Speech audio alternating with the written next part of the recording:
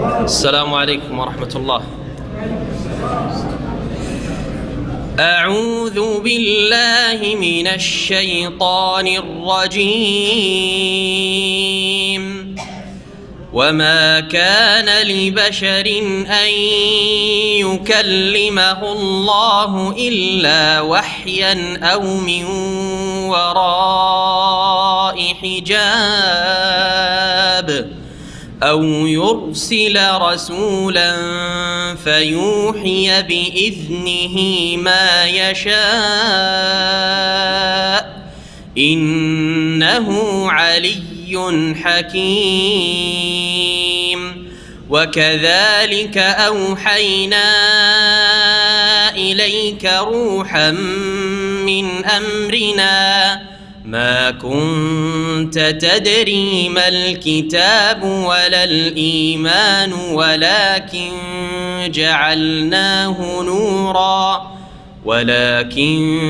جعلناه نورا نهدي به من نشاء من عبادنا وإنك لتهدي إلى صراط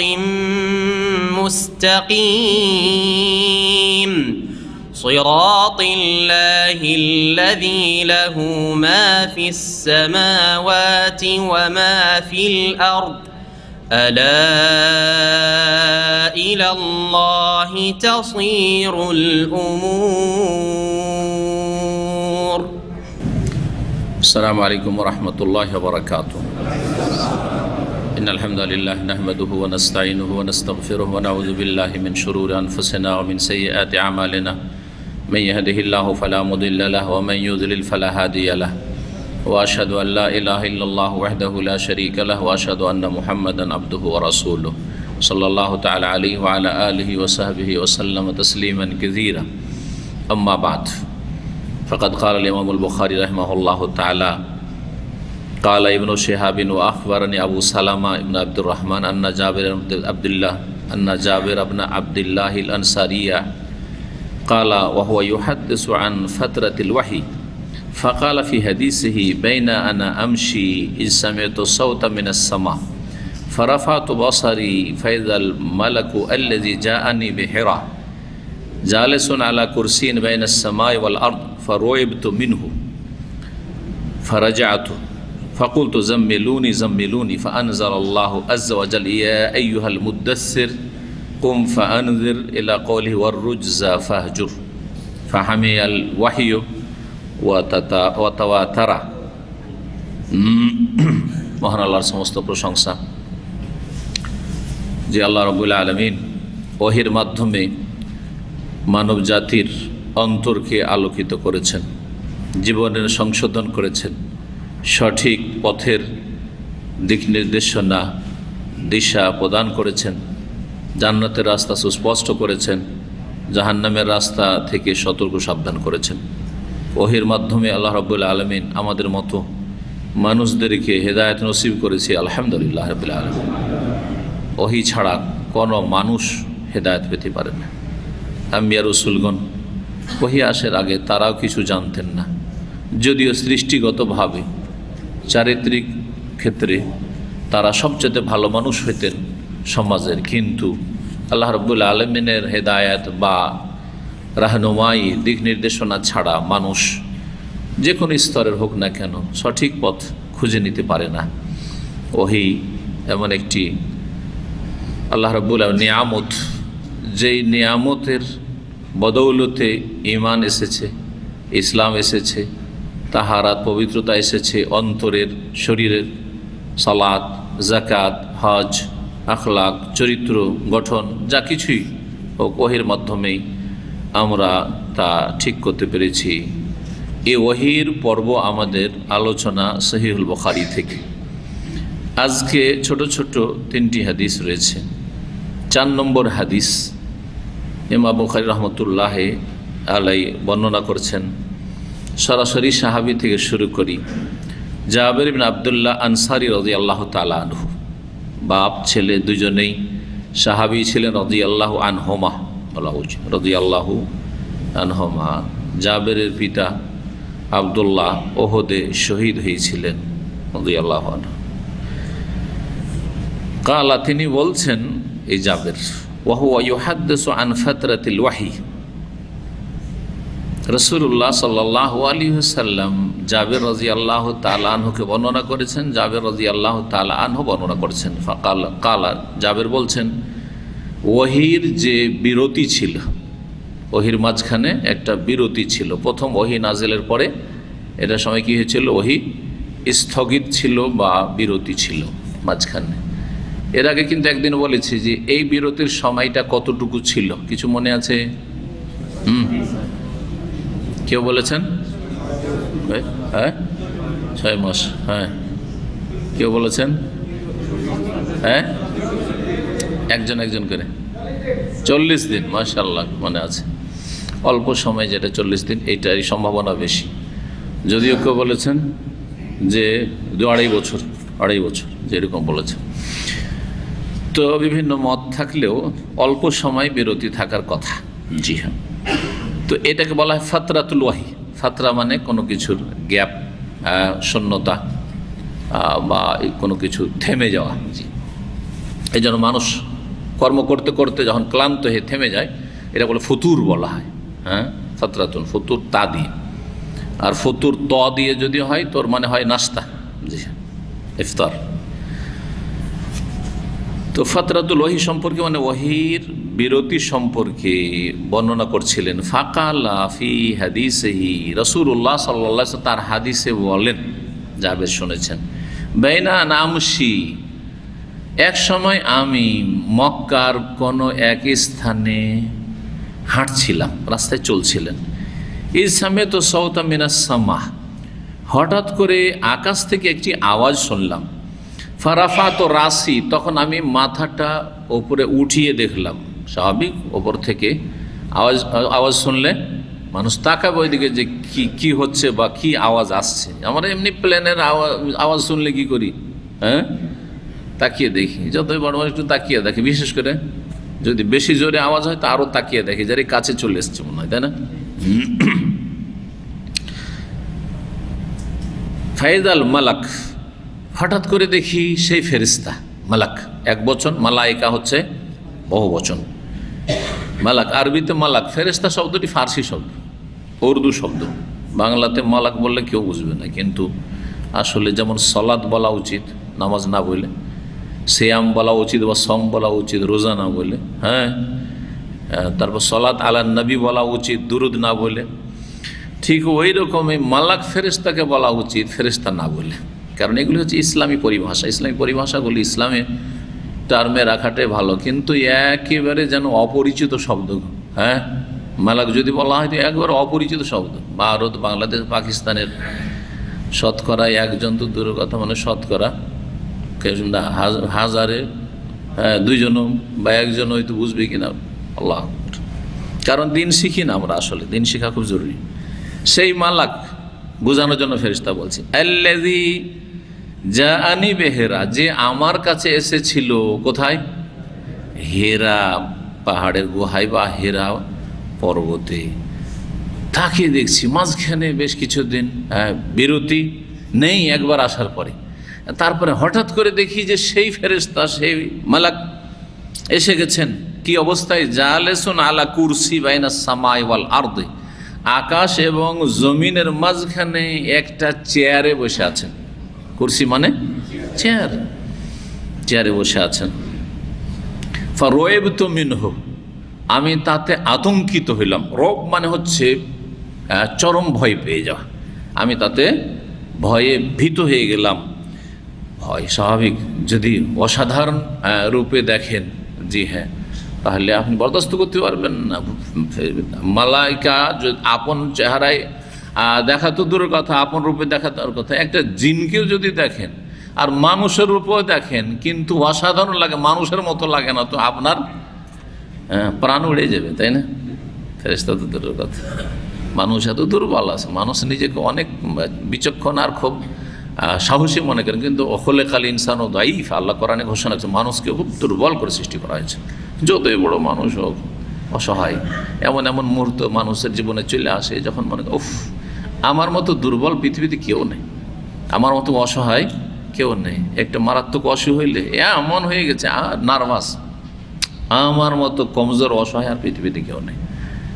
এমন জায়গায় ফেঁসে গেছে কি, হ্যাঁ, এমন জায়গায় আগুনে ফেঁসে গেছে, নয় পানিতে ডুবছে, হ্যাঁ, কোনো একটা দুর্ঘটনা হচ্ছে, মরণ চোখের সামনে দেখছে মুহূর্তের মধ্যে, যে কোনো এরকম অসাধারণ অবস্থা নেন, দুশ্মনের কবলে ফেঁসে গেছে, এক্ষুনি জান শেষ হয়ে যাবে। সুবহানাল্লাহ, আমার মতো দুর্বল অসহায় কেউ নেই।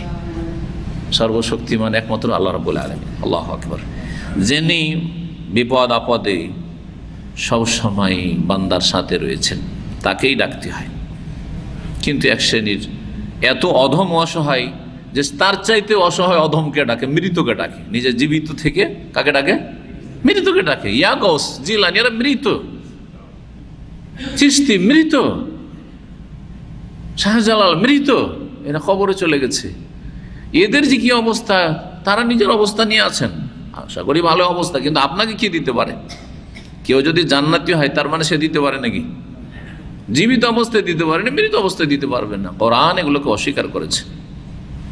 ওর চাইতে অধম কেউ নাই, অমান আদাল্ল, ওর চাইতে অধম অসহায় কেউ না, মিম্মাইয়াদু মিন দুনিল্লাহ, যে আল্লাহ ছাড়া অন্য কেউ ডাকে, আহ্বান করে। আল্লাহকে ডাকতে শিখেন, আল্লাহকে ডাকতে শিখেন।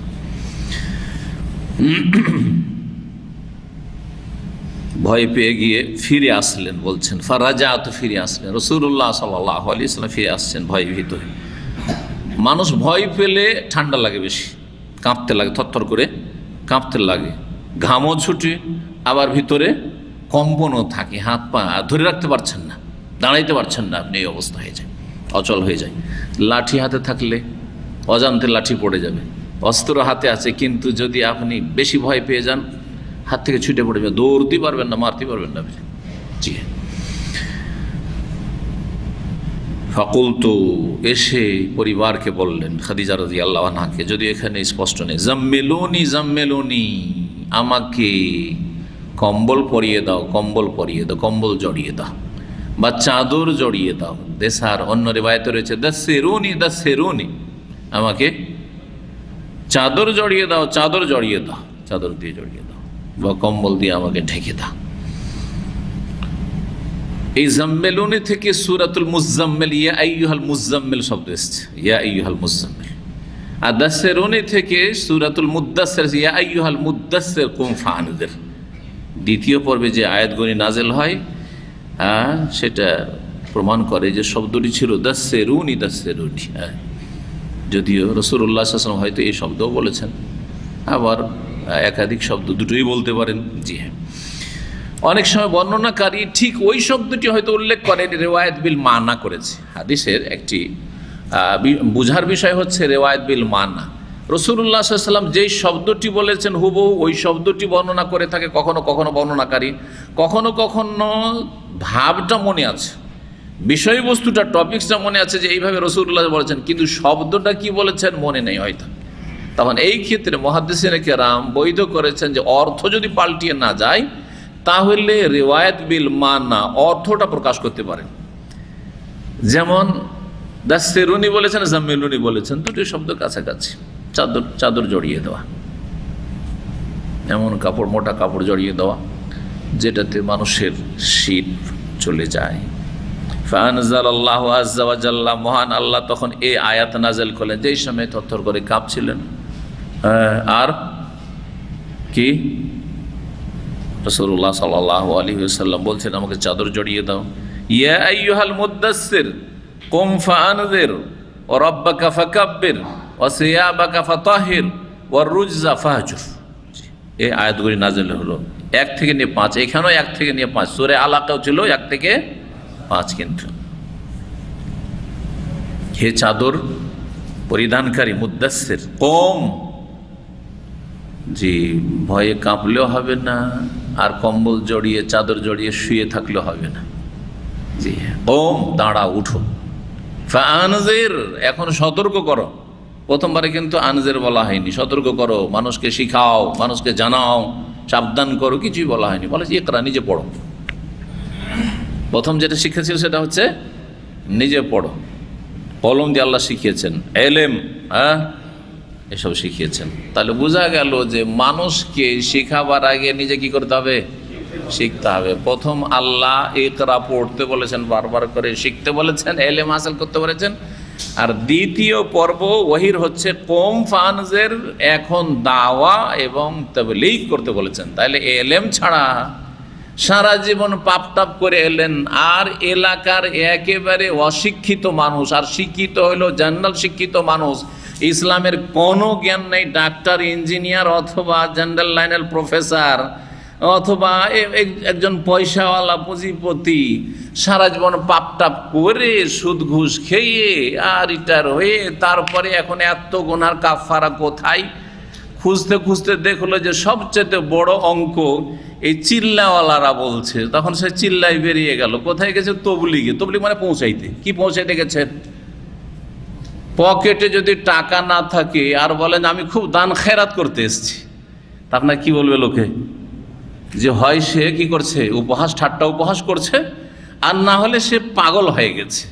ঠিক তেমনি যার কাছে এলেম নাই কোরআন সুন্নাহর, আর সে ডাক্তার, ইঞ্জিনিয়ার আর চাকরিজীবী আর অফিসার হয়ে রিটায়ার করে অমুক তমুক, আর তারপরে চিল্লাতে যদি বের হয়, তাহলে সে হচ্ছে হয় পাগল, আর না হলে সে জাতির সাথে সে উপহাস করছে। কি শিখাবে তুমি? তোমার কাছে এলেম নাই, এটা তবলিগ নয়। তবলিগ মানে পৌঁছানো। শিখেন ভালো করে। তবলিগের প্রথম শর্ত হচ্ছে, দাওয়ার প্রথম শর্ত হচ্ছে যে এলেম থাকতে হবে। এখানে এসে বসলে এলেম লাগবে। এই নয় যে আমি খুব বাংলা জানি আর বাকপটু আমার চাইতে অনেক ভালো বাংলা বলতে পারেন, আর সুর ধরে আপনি কথা বলতে পারেন, আর দিলেন সুর সার শুরু করে, জাহেল কিছুই জানেন না। আপনার দ্বারা কী শিখবে উম্মাদ? এ হচ্ছে আমাদের দেশের ওয়াইজ বক্তাদের অবস্থা। অধিকাংশ কোরআন শোনার এলেম নেই, আকীদা মানহাজের এলেম নেই, তাওহীদ সুন্নাত তো জানে না, শিরক বিদআত তো বুঝে না, মানুষকে যা ইচ্ছা তাই বলছে, আর মানুষও কিছু বুঝে না, বাস ভালো লাগছে, সুবহানাল্লাহ সুবহানাল্লাহ করছে। কথা ঠিক না বেঠিক? সব ঠিক। বক্তা যা বলছে সব ঠিক, তাই না? বাস বক্তা যেহেতু হুজুর বলছে ঠিক, তো আমরা বেঠিক বলতে পারবো? সুতরাং জানি আর না জানি বলেন, হ্যাঁ কন্যা কেন ঠিক, সব ঠিক। আরে পাগল সব, ভক্ত পাগল, জাতীয় পাগল। শোনেন, দ্বিতীয় পর্বে কি শিখানো হইল?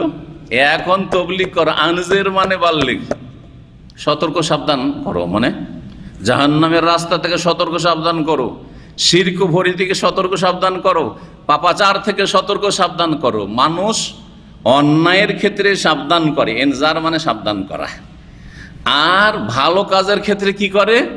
হ্যাঁ, কি করে? উৎসাহিত করে, সুসংবাদ দেয়, আকৃষ্ট করে, যেটাকে বুশরা বাশের বলা হয়েছে। জি, এই জন্য নবী সাল্লাল্লাহু আলাইহি ওয়াসাল্লামের নাম হচ্ছে বাশির আর নাজির, পাশাপাশি আছে কোরআনে কারিমে। কি আছে?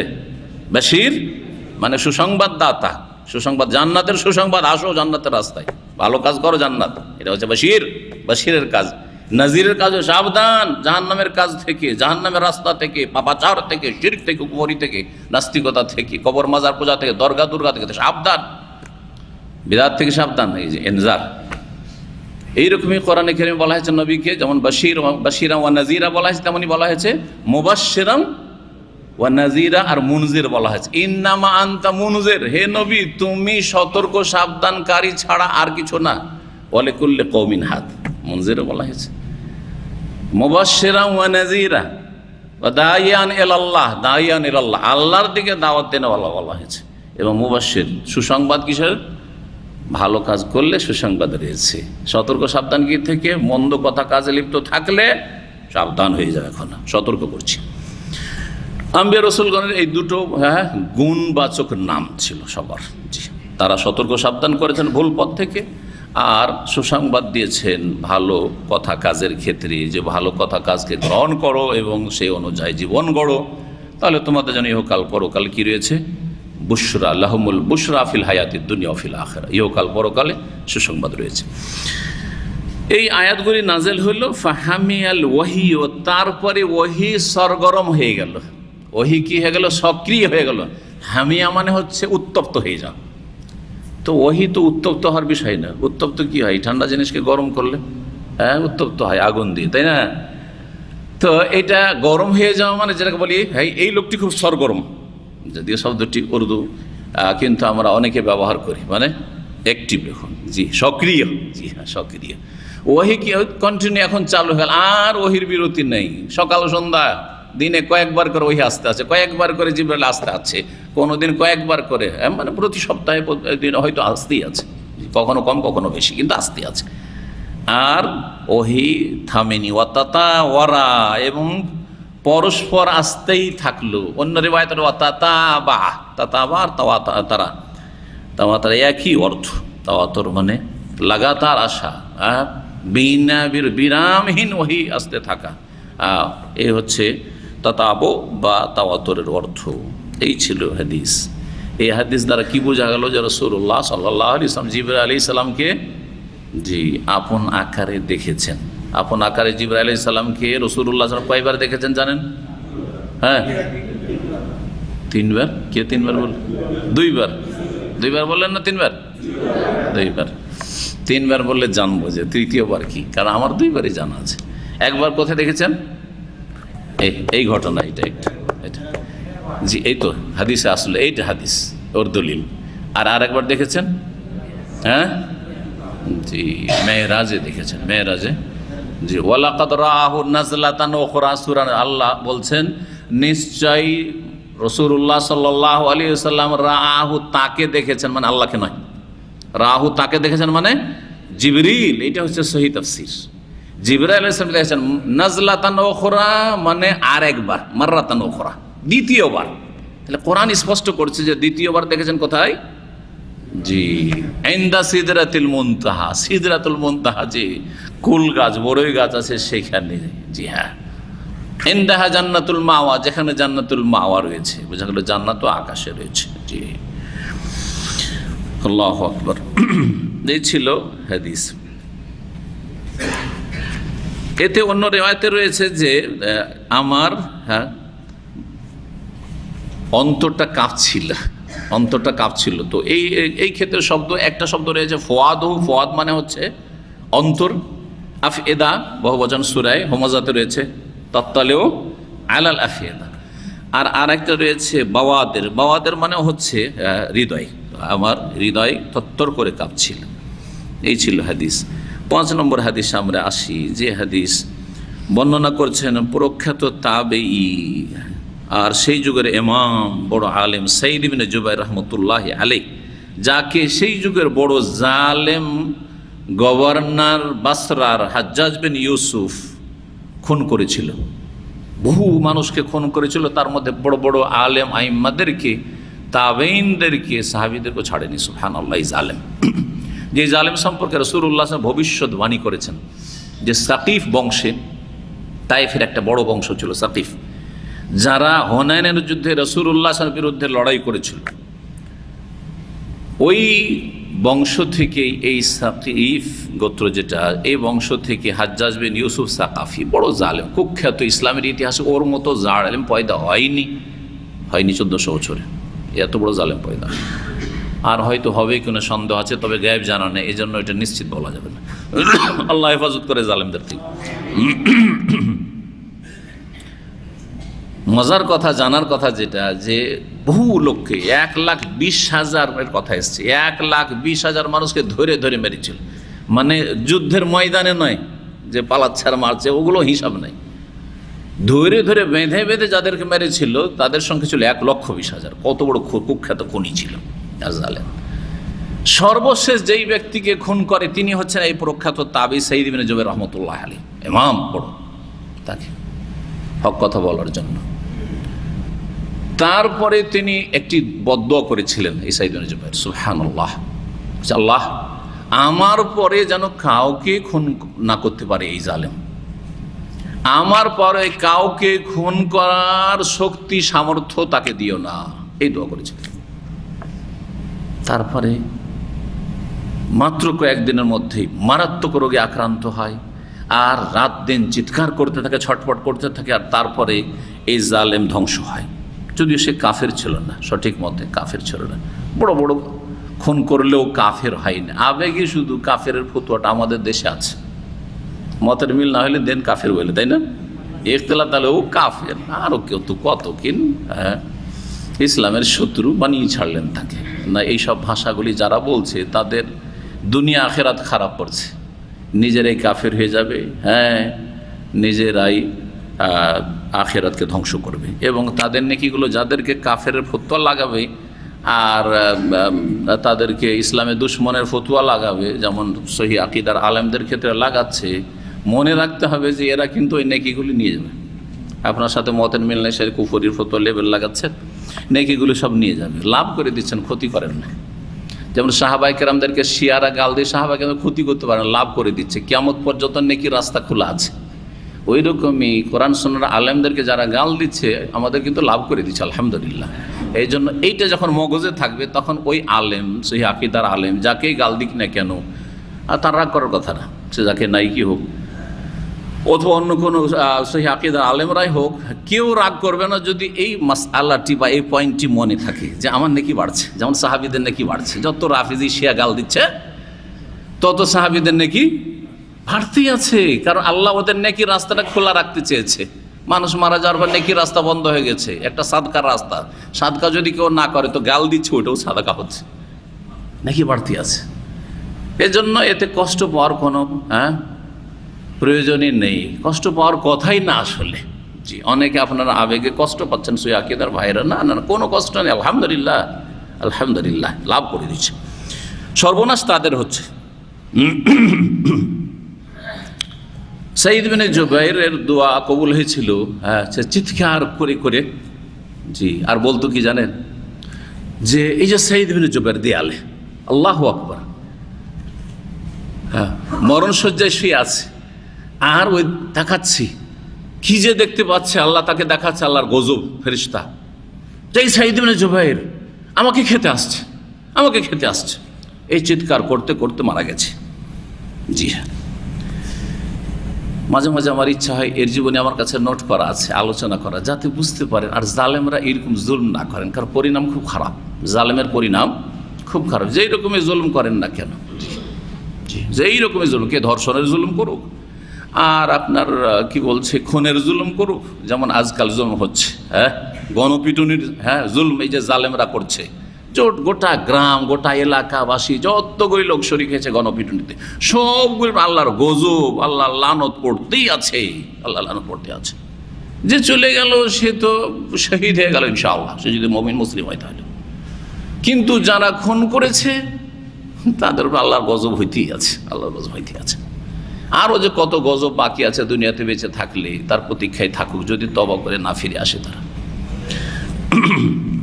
কথা লম্বা না করে হাদিসগুলো শেষ করি। তিনি বর্ণনা করেছে, ইবনে আব্বাস রাদিয়াল্লাহু তাআলা আনহুমার ছাত্র, প্রখ্যাত সাহাবী, মুফাসসির, সাহাবীদের মধ্যে সবচেয়ে বড় যাকে মুফাসসির বলা হয় আব্দুল্লাহ বিন আব্বাস, তার ছাত্র ছিলেন সাঈদ বিন জুবাইর রাহমাতুল্লাহি আলাইহি।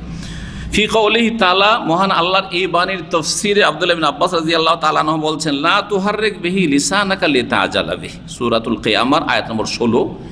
আল্লাহ রাব্বুল আলামিন এই আয়াতে ইরশাদ করেছেন নবী সাল্লাল্লাহু আলাইহি ওয়াসাল্লামকে সম্বোধন করে।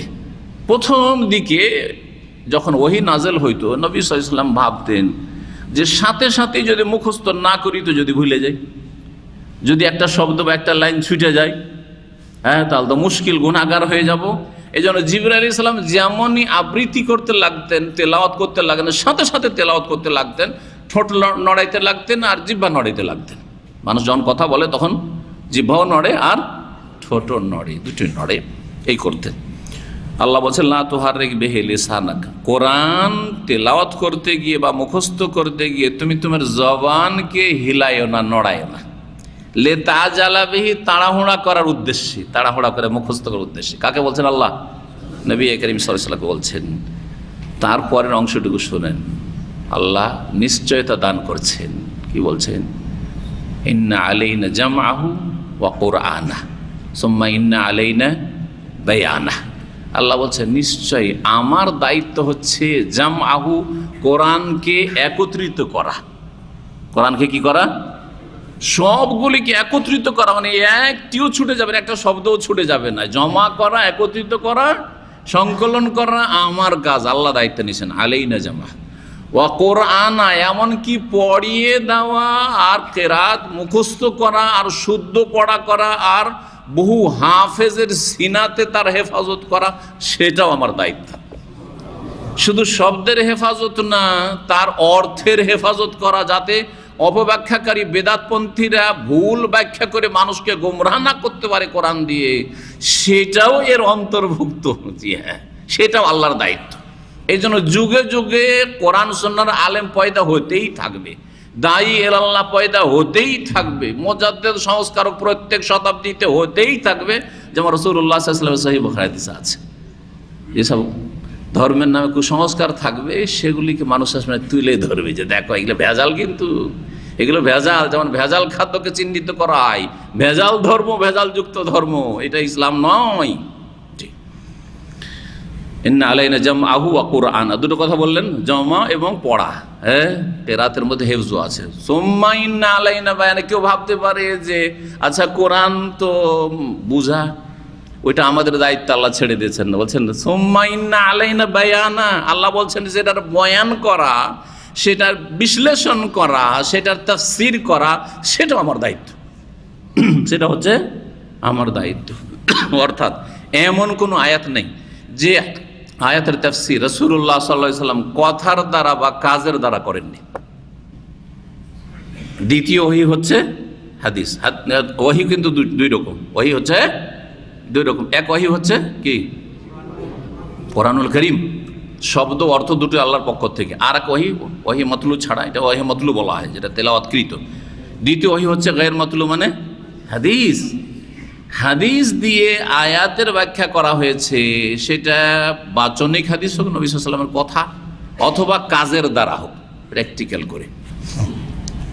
এই আয়াতের তাফসীর করতে গিয়ে বলছেন ইবনে আব্বাস রাদিয়াল্লাহু তাআলা আনহু, কানা রাসূলুল্লাহ সাল্লাল্লাহু আলাইহি ওয়াসাল্লাম ইউআলিজু মিনাত তানজিল শিদ্দাহ, রাসূলুল্লাহ সাল্লাল্লাহু আলাইহি ওয়াসাল্লাম কোরআন অবতরণের সময় কষ্ট পেতেন।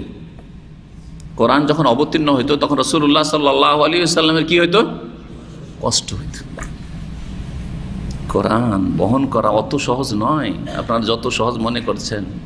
কোরআন হাফেজ হয়ে গেলে অহংকারের শেষ নেই, কোরআনের কারি হয়ে গেলে আরে দেশের বিখ্যাত কারি, এক নম্বর কারি, অনেক কিছু। না না না না না, এর বহনের অনেক দায়িত্ব আছে। জি, আর এই যে বোঝা, কোরআন যে একটা বোঝা, বিভিন্ন দিক থেকে নাজিল হওয়ার সময় থেকে শুরু করে সেটা তিলাওয়াত, সেটা মুখস্থ করা, সেটা শুদ্ধ পড়া, সেটার অর্থ বোঝা এবং সেটার প্রতি আমল করা, সেটার সহি দাওয়াত দেওয়া, এতগুলি বোঝা বহন, আরও কিছু। এত সহজ নয় কোরআন। এই জন্য কোরআন কারীমকে আল্লাহ সূরাতুল মুজাম্মিল বলেছে, কি বলেছে? ইন্না ইন্না কাউলান সাকিলার আয়াতটি পড়েন কি হাফেজরা? ইন্না নাহনু নাযালনাল কোরআনা তানজিলা। আর এক আয়াতে ইন্না সানুলকি আলাইকা কাউলান সাকিলা। হাফেজরাকে কোরআন পড়তে বলি তো পরের দিকটা পড়তে পারবে, হ্যাঁ, যেটা বাটিতে, কিন্তু যেটা উজানে আছে সেটা পড়তে পারে না। সমস্যা এটা, বুঝেন না? যেমন আপনার নদীর ভাটা তো বুঝেন না, যেদিকে স্রোত যাচ্ছে ওই দিকে সাঁতার দেওয়া তো খুব সহজ, কিন্তু উজানের দিকে সাঁতার দিয়ে যাওয়া খুব কঠিন। ঠিক তেমনই হয়তো আমার যে অংশটুকু মুখস্থ এখন চলে আসছে হঠাৎ করে, সেটা হচ্ছে এই দিকটা। আগের দিক থেকে শুরু করেন, একটু উজানের দিক থেকে শুরু করেন। এই যে ইন্না সানুলকি আলাইকা কাউলান সাকিলা, কাউলান সাকিলা মনে আসছে, কিন্তু এটা জিজ্ঞেস করছি, হাফেজরা চিন্তা করছেন আরে কী রে কী রে কী রে, তাই না? আল্লাহ বলছে ইন্না সানুলকি আলাইকা, হে নবী শীঘ্রই আমি, বা নিশ্চয় আমি, সিন মানে নিশ্চয় হয়, শীঘ্রই হয়, নিশ্চয় আমি তোমার ওপর নিক্ষেপ করব, ওহী করব, কাউলান সাকিলা, খুব ভারী কথা, খুব ভারী বাণী, কাউলান সাকিলা। তো কোরআন কারীম খুব ভারী। এই যে ভারী নাজিল হওয়ার সময় এর ধরনটা যে কি হইতো, কি যে হইতো, যে রাসূলুল্লাহ সাল্লাল্লাহু আলাইহি ওয়াসাল্লামের জন্য খুব কষ্টকর ছিল এটা। এর আগে একটা হাদিসে দেখেছেন, এখানে সিদ্ধা শব্দটি আসলো, আর যখন রাসূলুল্লাহ সাল্লাল্লাহু আলাইহি ওয়াসাল্লামের কাছে ওহী আসতো, ঝন ঝন ঝন ঝন ঝন করে আওয়াজ হয়ে, সালসালাতুল জারাস, ঘণ্টার আওয়াজের মতো ঝনকারের সাথে, তখন ঘেমে একবারে অবস্থা খারাপ হয়ে যেত। আর ওয়াহুয়া আসাদ্দহু আলাইয়া, সেটা আমার জন্য বেশি কঠিন হইতো। তাহলে বোঝা, কঠিন সবসময় হইতো যে কোনো সময় ওহী আসলে, কিন্তু এটা বেশি কঠিন হইতো রাসূলুল্লাহ সাল্লাল্লাহু আলাইহি ওয়াসাল্লাম। একবারের ঘটনা, কোন সাহেব বলছেন যে হঠাৎ করে ওহী চলে আসলো, সেই সময় রাসূলুল্লাহ সাল্লাল্লাহু আলাইহি ওয়াসাল্লামের রানটা আমার রানের উপরে আছে, আর হঠাৎ করে ওহী চলে এসছে। এমন ভারী হয়েছেন যে মনে হচ্ছে যে আমার রানটা ভেঙে চূর্ণ বিচূর্ণ হয়ে যাবে। তার মানে বোঝাটা শুধু বাণীর দিক থেকে বোঝা নাই, কি ধরনের যে ওহী নাযিলের সময় বোঝা হইতো সেটা প্রকাশ করা বড় মুশকিল। জি, এইরকম গুরুত্ব হচ্ছে আল কোরআনুল কারীমের ওহীর। কিন্তু আমাদের সামনে রাত দিন ওহীর কথা আসছে, ওহীর কথা শোনানো হচ্ছে, কোরআন সুন্নাহর কথা শোনানো হচ্ছে, কোনো ব্যাপারই না, সংশোধনী হন না আপনি, কি বহন করলেন না করলেন কিছুই বুঝলেন না আপনি। এটা তো একজন মুমিনের চরিত্র নয় যে আল্লাহর কথা শুনলেন, রাসূলুল্লাহ সাল্লাল্লাহু আলাইহি ওয়াসাল্লামের কথা শুনলেন, আপনার জন্য ভারীও লাগলো না, শুনলাম আমল নেই। কতবার শুনছেন, আমল নেই। রাসূলুল্লাহ সাল্লাল্লাহু আলাইহি ওয়াসাল্লাম কি করতেন যখন ওহী নাযিল হইতো? ওয়াকানা মিম্মা ইউহাররিকু শাফাতাইহি। রাসূলুল্লাহ সাল্লাল্লাহু আলাইহি ওয়াসাল্লামের একটা অবস্থা এই হতো যে যখন ওহী নাযিল হওয়া শুরু হইতো তখন তিনি দুই ঠোঁট হিলাতে শুরু করতেন। শাফাতুন মানে ঠোঁট হিলাতে শুরু করতেন। হাদিসে আসলো ঠোঁট হিলার কথা, আর কোরআনে কি আসলো? লা তুহাররিক বিহি লিসানাকা, তোমার জবান হেলায় না। দুটোকে মেলান, দুটোর সমষ্টিতে আপনি পুরোটা বুঝতে পারবেন যে মানুষ যখন কথা বলে তখন ঠোঁটও হিলে আর জিহ্বাও নড়ে বাহিলে। ফাকাল ইবনে আব্বাস রাদিয়াল্লাহু আনহু বলছেন, ফাআনা উহাররিকুহুমা লাকা। নবী সাল্লাল্লাহু আলাইহি ওয়াসাল্লাম কেমন করে হিলাইতেন দেখিয়েছেন তিনি, যে এইভাবে আমি হিলাইতে শুরু করতাম, কথা বলতে শুরু করতাম, কোরআন সাথে সাথে পড়তে শুরু করতাম। ওইটাকে বাস্তবে দেখাচ্ছেন ইবনে আব্বাস যে এইভাবে রাসূলুল্লাহ সাল্লাল্লাহু আলাইহি ওয়াসাল্লাম হিলাতেন যেভাবে আমি হিলাচ্ছি। তার ছাত্র সাঈদ ইবনে জুবাইরকে বলছেন, কামা কানা রাসূল ইউহাররিকুহুমা। ওয়া ক্বালা সাঈদ ইবনে জুবাইর ইমাম তাবী, তিনি বলছেন, আনা উহাররিকুহুমা, আমিও হিলিয়ে দেখাচ্ছি তোমাদেরকে। তার ছাত্রদেরকে বলতেন, কামা রাআইতু ইবনে আব্বাস ইউহাররিকুহুমা, যেমন ইবনে আব্বাস রাদিয়াল্লাহু তাআলা আনহুকে ঠোঁট হিলাতে দেখেছি। ফাহাররাকা শাফাতাই, এই হাদিসটাকে মুহাদ্দিসিনদের ভাষায় বলা হয় যে মুসালসাল বেতাহরিকি শাফাতাইন, মানে এমন হাদিস যাতে পরম্পরার সাথে কি করা হয়েছে, ঠোঁট হিলানো হয়েছে। রাসূলুল্লাহ সাল্লাল্লাহু আলাইহি ওয়াসাল্লাম কীভাবে ঠোঁট হিলাতেন সাহাবীকে দেখেছেন, সাহাবী দেখেছেন যে রাসূলুল্লাহ সাল্লাল্লাহু আলাইহি ওয়াসাল্লাম কেমন করে ঠোঁট হিলাতেন। আর কাকে দেখেছেন? সাঈদ ইবনে জুবাইর তাবাইকে দেখেছেন। তাবাই আবার তাবাইকে দেখাচ্ছেন, তার ছাত্রদেরকে দেখাচ্ছেন এইভাবে রাসূলুল্লাহ সাল্লাল্লাহু আলাইহি ওয়াসাল্লাম ঠোঁট হিলিয়ে আর জবান হিলিয়ে তাড়াহুড়া করে মুখস্থের চেষ্টা করতেন। ফানজাল্লাহু আযজা ওয়া জাল্লা, তখন আল্লাহ রাব্বুল আলামিন এই আয়াত নাযিল করলেন, লা তুহাররিক বিহি লিসানাকা লিতা'জালা বিহি ইন্না আলাইনা জামআহু কুরআনা। জি হ্যাঁ, ফাইদা কারানাহু ফাত্তাবি কুরআন। হ্যাঁ, এখানে মাঝখানে একটি আয়াত ছুটেছিল, ফাইদা কারানাহু, তাহলে কি করতে হবে? তাড়াহুড়া করে মুখস্থ করিও না। তাহলে ফাইদা কারানাহু, আল্লাহ বলছেন যখন আমি পড়িয়ে দেব। কার মাধ্যমে পড়িয়ে দেবেন? জিবরাইল আলাইহিস সালাম যখন পড়াটা শেষ করে পুরাটা নাযিল হইতে দাও, পুরাটা বলে নিতে দাও, তেলাওয়াত করে নিতে দাও, যে এইটা নাযিল হইল এত দূর, পুরো একটা করে, দুটো করে, তিনটা করে আয়াত মুখস্থ করাইতেন না। যখন বেশি আয়াত নাযিল হইতো পুরাটা জিবরাইল আলাইহিস সালাম পড়ে দিতেন। ফাইদা কারানাহু, সবটা যখন আমি পড়ে দেবো, মানে আমার ফেরেশতা জিবরিল পড়ে দেবে আলাইহিস সালাম, ফাত্তাবি কুরআনা, তখন আমার পঠনে তুমি অনুসরণ করো, মানে পেছনে পেছনে এখন পড়তে শুরু করো, বুঝলে না, পড়তে শুরু করো। সুম্মা ইন্না আলাইনা বায়ানা, তারপরে বলছেন যে আমার দায়িত্ব, অথবা আমার এটাও দায়িত্ব যে সেটা বিশদভাবে বর্ণনা করে দেবো, মানে তার তাফসীর করে দেবো। ফাস্তামিলাহু, তুমি মনোযোগী হয়ে শোনো, ও আনসেত, এবং চুপ থাকো। আনসেত মানে চুপ থাকো। ইনসাত আর ইস্তেমা, কোরআনে কিন্তু এই ভাষাটি এসছে, ওয়াইদা কোরিয়াল কোরআন ফাস্তামিলু আনসেতু, যখন কোরআন তেলাওয়াত হবে তখন তোমরা মনোযোগী হয়ে শোনো, শুধু শোনো না, মনোযোগী হয়ে শোনো, আর ও আনসেতু, নীরব থাকো। ইস্তেমা কি আর এনসাত কি, আরবি ভাষা শিখায় আপনাদেরকে, কারণ অনেকে এখানে সবাই শুনছেন। তো আমার একটা উদাহরণ দিলাম আপনাদের, এরকম যে কোনো মাহফিলে শুনছেন, বাপ মা কোনো কথা বলছে, একটা মিটিং চলছে পারিবারিক, শুনছেন, কিন্তু একটা হচ্ছে সেমা মানে শুধু শোনা, আর একটা হচ্ছে ইস্তেমা মানে মনোযোগী হয়ে শোনা, আর একটা হচ্ছে ইস্তেমা মাল এনসাত, এনসাতের সাথে শোনা। এনসাত কোনটা? তাহলে বলছেন যে কান লাগিয়ে শোনা, এটা হচ্ছে মানে মনোযোগী হয়ে, কি বলছে কর্ণপাত করে শুনছেন, কর্ণপাত করে ভালো করে শুনছেন আপনি, এটা হচ্ছে ইস্তেমা, শুধু সেমা না। আর শুনছেন এই যে বিভিন্ন হইচই আওয়াজ আসছে, সব শুনছি তো, আপনারা আমার আলোচনার আগে সব যে কথা বলছেন সেই কথাগুলি সবগুলির সমষ্টিতে একটা খিচুড়ি তৈরি হচ্ছে, কিন্তু বুঝতে পারেন না, মাছের হাটে, গরুর হাটে, যে কোনো হাটে যেখানে ভিড় ভাড় থাকে, শিখতে চলে যান, হই হই হই হই একটা আওয়াজ শুনছেন, আওয়াজও শুনছেন কিন্তু কি শুনছেন কিছু তো বুঝেন না, তাই না? ওটা হচ্ছে শুধু শোনা। তো এইরকম কানে একটা আওয়াজ আসলো, এদিক সেদিক থেকে আওয়াজ আসছে, শুনছেন, কিছু বুঝলেন কিছু বুঝলেন না, কারো কথা বুঝলেন কারো কথা বুঝলেন, এটা শোনা। কিন্তু ইস্তেমা কান লাগিয়ে শোনা, এটা হচ্ছে ইস্তেমা। অনেক সময় কান লাগিয়ে শুনছেন কিন্তু চোখ অন্যদিকে আছে, তাহলে এনসাত নেই। এনসাত মানে হচ্ছে যিনি বলছেন তার দিকে দৃষ্টিপাত করে থাকা। এই জন্য খুতবা শোনার ক্ষেত্রে বা দিনী আলোচনায় যে দর্শ শুনছেন আপনারা, এই ক্ষেত্রে দুটো যদি থাকে তাহলে আপনি কোরআনী শিক্ষার উপর আমল করলেন। একটা হচ্ছে কান লাগিয়ে শোনা, ভালো করে কর্ণপাত করা, কি বলা হচ্ছে কানে ঢুকাবার চেষ্টা করা, সবগুলি কিছু শুনলাম এরকম নয়, ভালো করে শোনা, কর্ণপাত করে। আর এনসাত মানে হচ্ছে যিনি আলোচক তার দিকে তাকানো, তার দিকে তাকাইতে হবে। আপনি ওইদিকে নিচে মাথা করে আছেন, অনেকে কিন্তু শুনছেন নিচে মাথা করে আছেন, তাহলে এনসাত নেই। ইস্তেমা হয়তো আছে, কানটা এদিকে আছে কিন্তু চোখটা কোন দিকে আছে?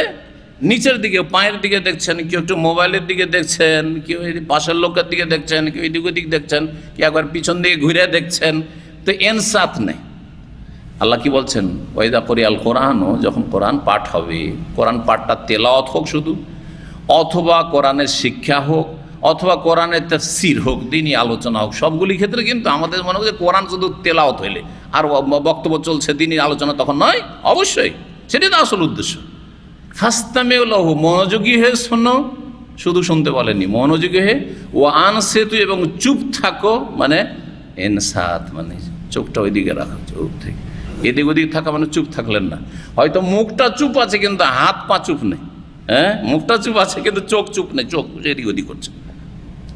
তাহলে এনসাত মানে শুধু মুখটা বন্ধ রাখা নয়, নীরব থাকা নয়। তা নীরবের অর্থ এনসাত দিয়ে অসম্পূর্ণ অর্থ। মুখটাও বন্ধ থাকবে, আপনি কথা বলবেন না, আর তার সাথে হাত পা এদিক সেদিক হবে না, বরং চোখটাও এদিক সেদিক হবে না, চোখটাও আলোচকের দিকে থাকবে বা শিক্ষকের দিকে থাকবে। জি, যারা এইভাবে লেখাপড়া করে তারাই উন্নতি করতে পারে। আর আমরা দেখি ছাত্র জীবনে, জি, এবারত পড়তাম, মনে আছে তিরমিজি বুখারী এবারত পড়তাম, দুই একজন সঙ্গী এমন ছিল যে রাত্রে তাহাজ্জুদ পড়তো। একজন তো ছিল ভালো তাহাজ্জুদ গুজার, আর তিরমিজির দাসে বড় একজন আলেম আমাদেরকে তিরমিজি পড়াইতেন, হ্যাঁ, বুখারীও পড়াইতেন, বড় বড় আলেমরা পড়েছি তাদের কাছ থেকে। ঘুমাইতো এসে, ঝিমাচ্ছে। এই নফল তাহাজ্জুদ দিয়ে লাভই কি? যাতে আপনি ভালো আলেম হইতে পারলেন না ভবিষ্যতে, মক্তবের আলেম হয়ে থেকে গেলেন। আমাদের ক্লাসমেট মক্তবের আলেম হয়ে থেকে গেছে, কারি সাহেব, এখন সব বলে কারি সাহেব, ব্যাস। এলেম যদি শিখতে হয় তো এরকমই ইস্তেমা লাগবে আর ইনসাত লাগবে, দুটোর ব্যাখ্যা করলাম, ভালো করে মনে রাখবেন।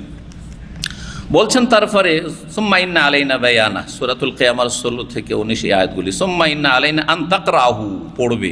ফাকানা রাসূলুল্লাহ বাদা যালিকা, তারপর রাসূলুল্লাহ সাল্লাল্লাহু আলাইহি ওয়াসাল্লাম কি করতেন? ইজা আতাহু জিবরিল, জিবরাইল আলাইহিস সালাম যখন আসতেন, ইস্তামা, মনোযোগী হয়ে শুনতেন। ফাইজান তালাকা জিবরাইল যখন চলে যেতেন, জিবরাইল বসে থাকতেন না যে পুরোটা শুনি এখন বসে বসে, না না না, চলে যেতেন, শুনিয়ে দিয়ে ওহী নাজিল করে দিয়ে চলে যেতেন। কারাহুন নবী সাল্লাল্লাহু আলাইহি ওয়াসাল্লাম কামা কানা কারা, ওইভাবেই পড়তেন রাসূলুল্লাহ, যেইভাবে জিবরাইল আলাইহিস সালাম শুরু থেকে শেষ পর্যন্ত পড়েছেন। এটা আল্লাহর দান, এটা আমার দ্বারা সম্ভব নয়, এটা আপনাদের দ্বারা সম্ভব নয়, কিন্তু রাসূলুল্লাহ সাল্লাল্লাহু আলাইহি ওয়াসাল্লামের মাধ্যমে আল্লাহ কি করবেন? এ কোরআনের হেফাজত করে নেবেন। সুতরাং একবার পুরোটা শুনে নেওয়া, হ্যাঁ, ছোট হোক আর বড় হোক, সেই ওহীটা পুরোটা ওইভাবে পড়ে দিতেন শুরু থেকে শেষ পর্যন্ত রাসূলুল্লাহ সাল্লাল্লাহু আলাইহি ওয়াসাল্লাম, যেইভাবে জিবরাইল আলাইহিস সালাম শুনিয়ে গেলেন। আর তারপরে সাথে সাথে সংরক্ষণের জন্য কাতেবে ওহীকে ডাকতেন প্রত্যেক ওহীর পরে পরে, আর বলতেন যে উকতুব আয়াতা কাযা ফি সূরাতি কাযা ফি মাকানি কাযা, এই আয়াতগুলি বা এই আয়াতটি অমুক সূরার অমুক জায়গায় লিখো, অমুক আয়াতের পরে লিখো, অমুক আয়াতের আগে লিখো।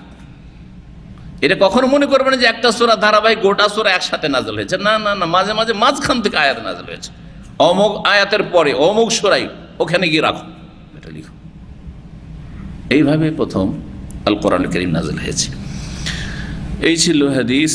এই হাদিসে কি দেখা যাচ্ছে? ওহীর হ্যাঁ, ওহির সময় যার কাছে ওহি করা হয়তো তার অবস্থা এখানে বোঝানো হয়েছে। আমরা শুরুতে বলেছি যে ওহির পর্বে ওহি যিনি নিয়ে আসছেন তার অবস্থা বর্ণনা করা হবে জিবরাইল আলাইহিস সালামের, যার কাছে ওহি করা হচ্ছে তার অবস্থা বর্ণনা করা হবে, ওহির ধরনগুলি বর্ণনা করা হবে। প্রায় এগুলি এসে গেছে আমাদের এতে। শেষ একটি হাদিস আছে, ছোট্ট হাদিস 6 নম্বর, তাতে আব্দুল্লাহ বিন আব্বাস রাদিয়াল্লাহু তাআলা আনহুমা বর্ণনা করছেন, কাল কানা রাসূলুল্লাহ আজওয়াদান নাস, রাসূলুল্লাহ সাল্লাল্লাহু আলাইহি ওয়াসাল্লাম সবচেয়ে বেশি দানশীল ছিলেন। সবচেয়ে বেশি কি ছিলেন? আজওয়াদ, জাওয়াদ শব্দটি আরবিতে দানশীলকে দুটি ভাষা দিয়ে ব্যক্ত করা হয়। সাখী বলা হয়, সাখী মানে দাতা বা দানশীল, আর জাওয়াদ মানে হচ্ছে দানশীল। কিন্তু এই দুটো শব্দে পার্থক্য নাই, প্রতিশব্দ নাই, পার্থক্য আছে। যে শুধু ধন সম্পদ দান করে তাকে সাখী বলা হয়। সাখার সম্পর্ক হচ্ছে ধন সম্পদ পয়সার সাথে। মানুষকে বেশি বেশি আপনি টাকা পয়সা দান করেন, ধন দৌলত দান করেন, হ্যাঁ, তাহলে আপনি হচ্ছেন সাখী, আপনার মধ্যে সাখার গুণ রয়েছে।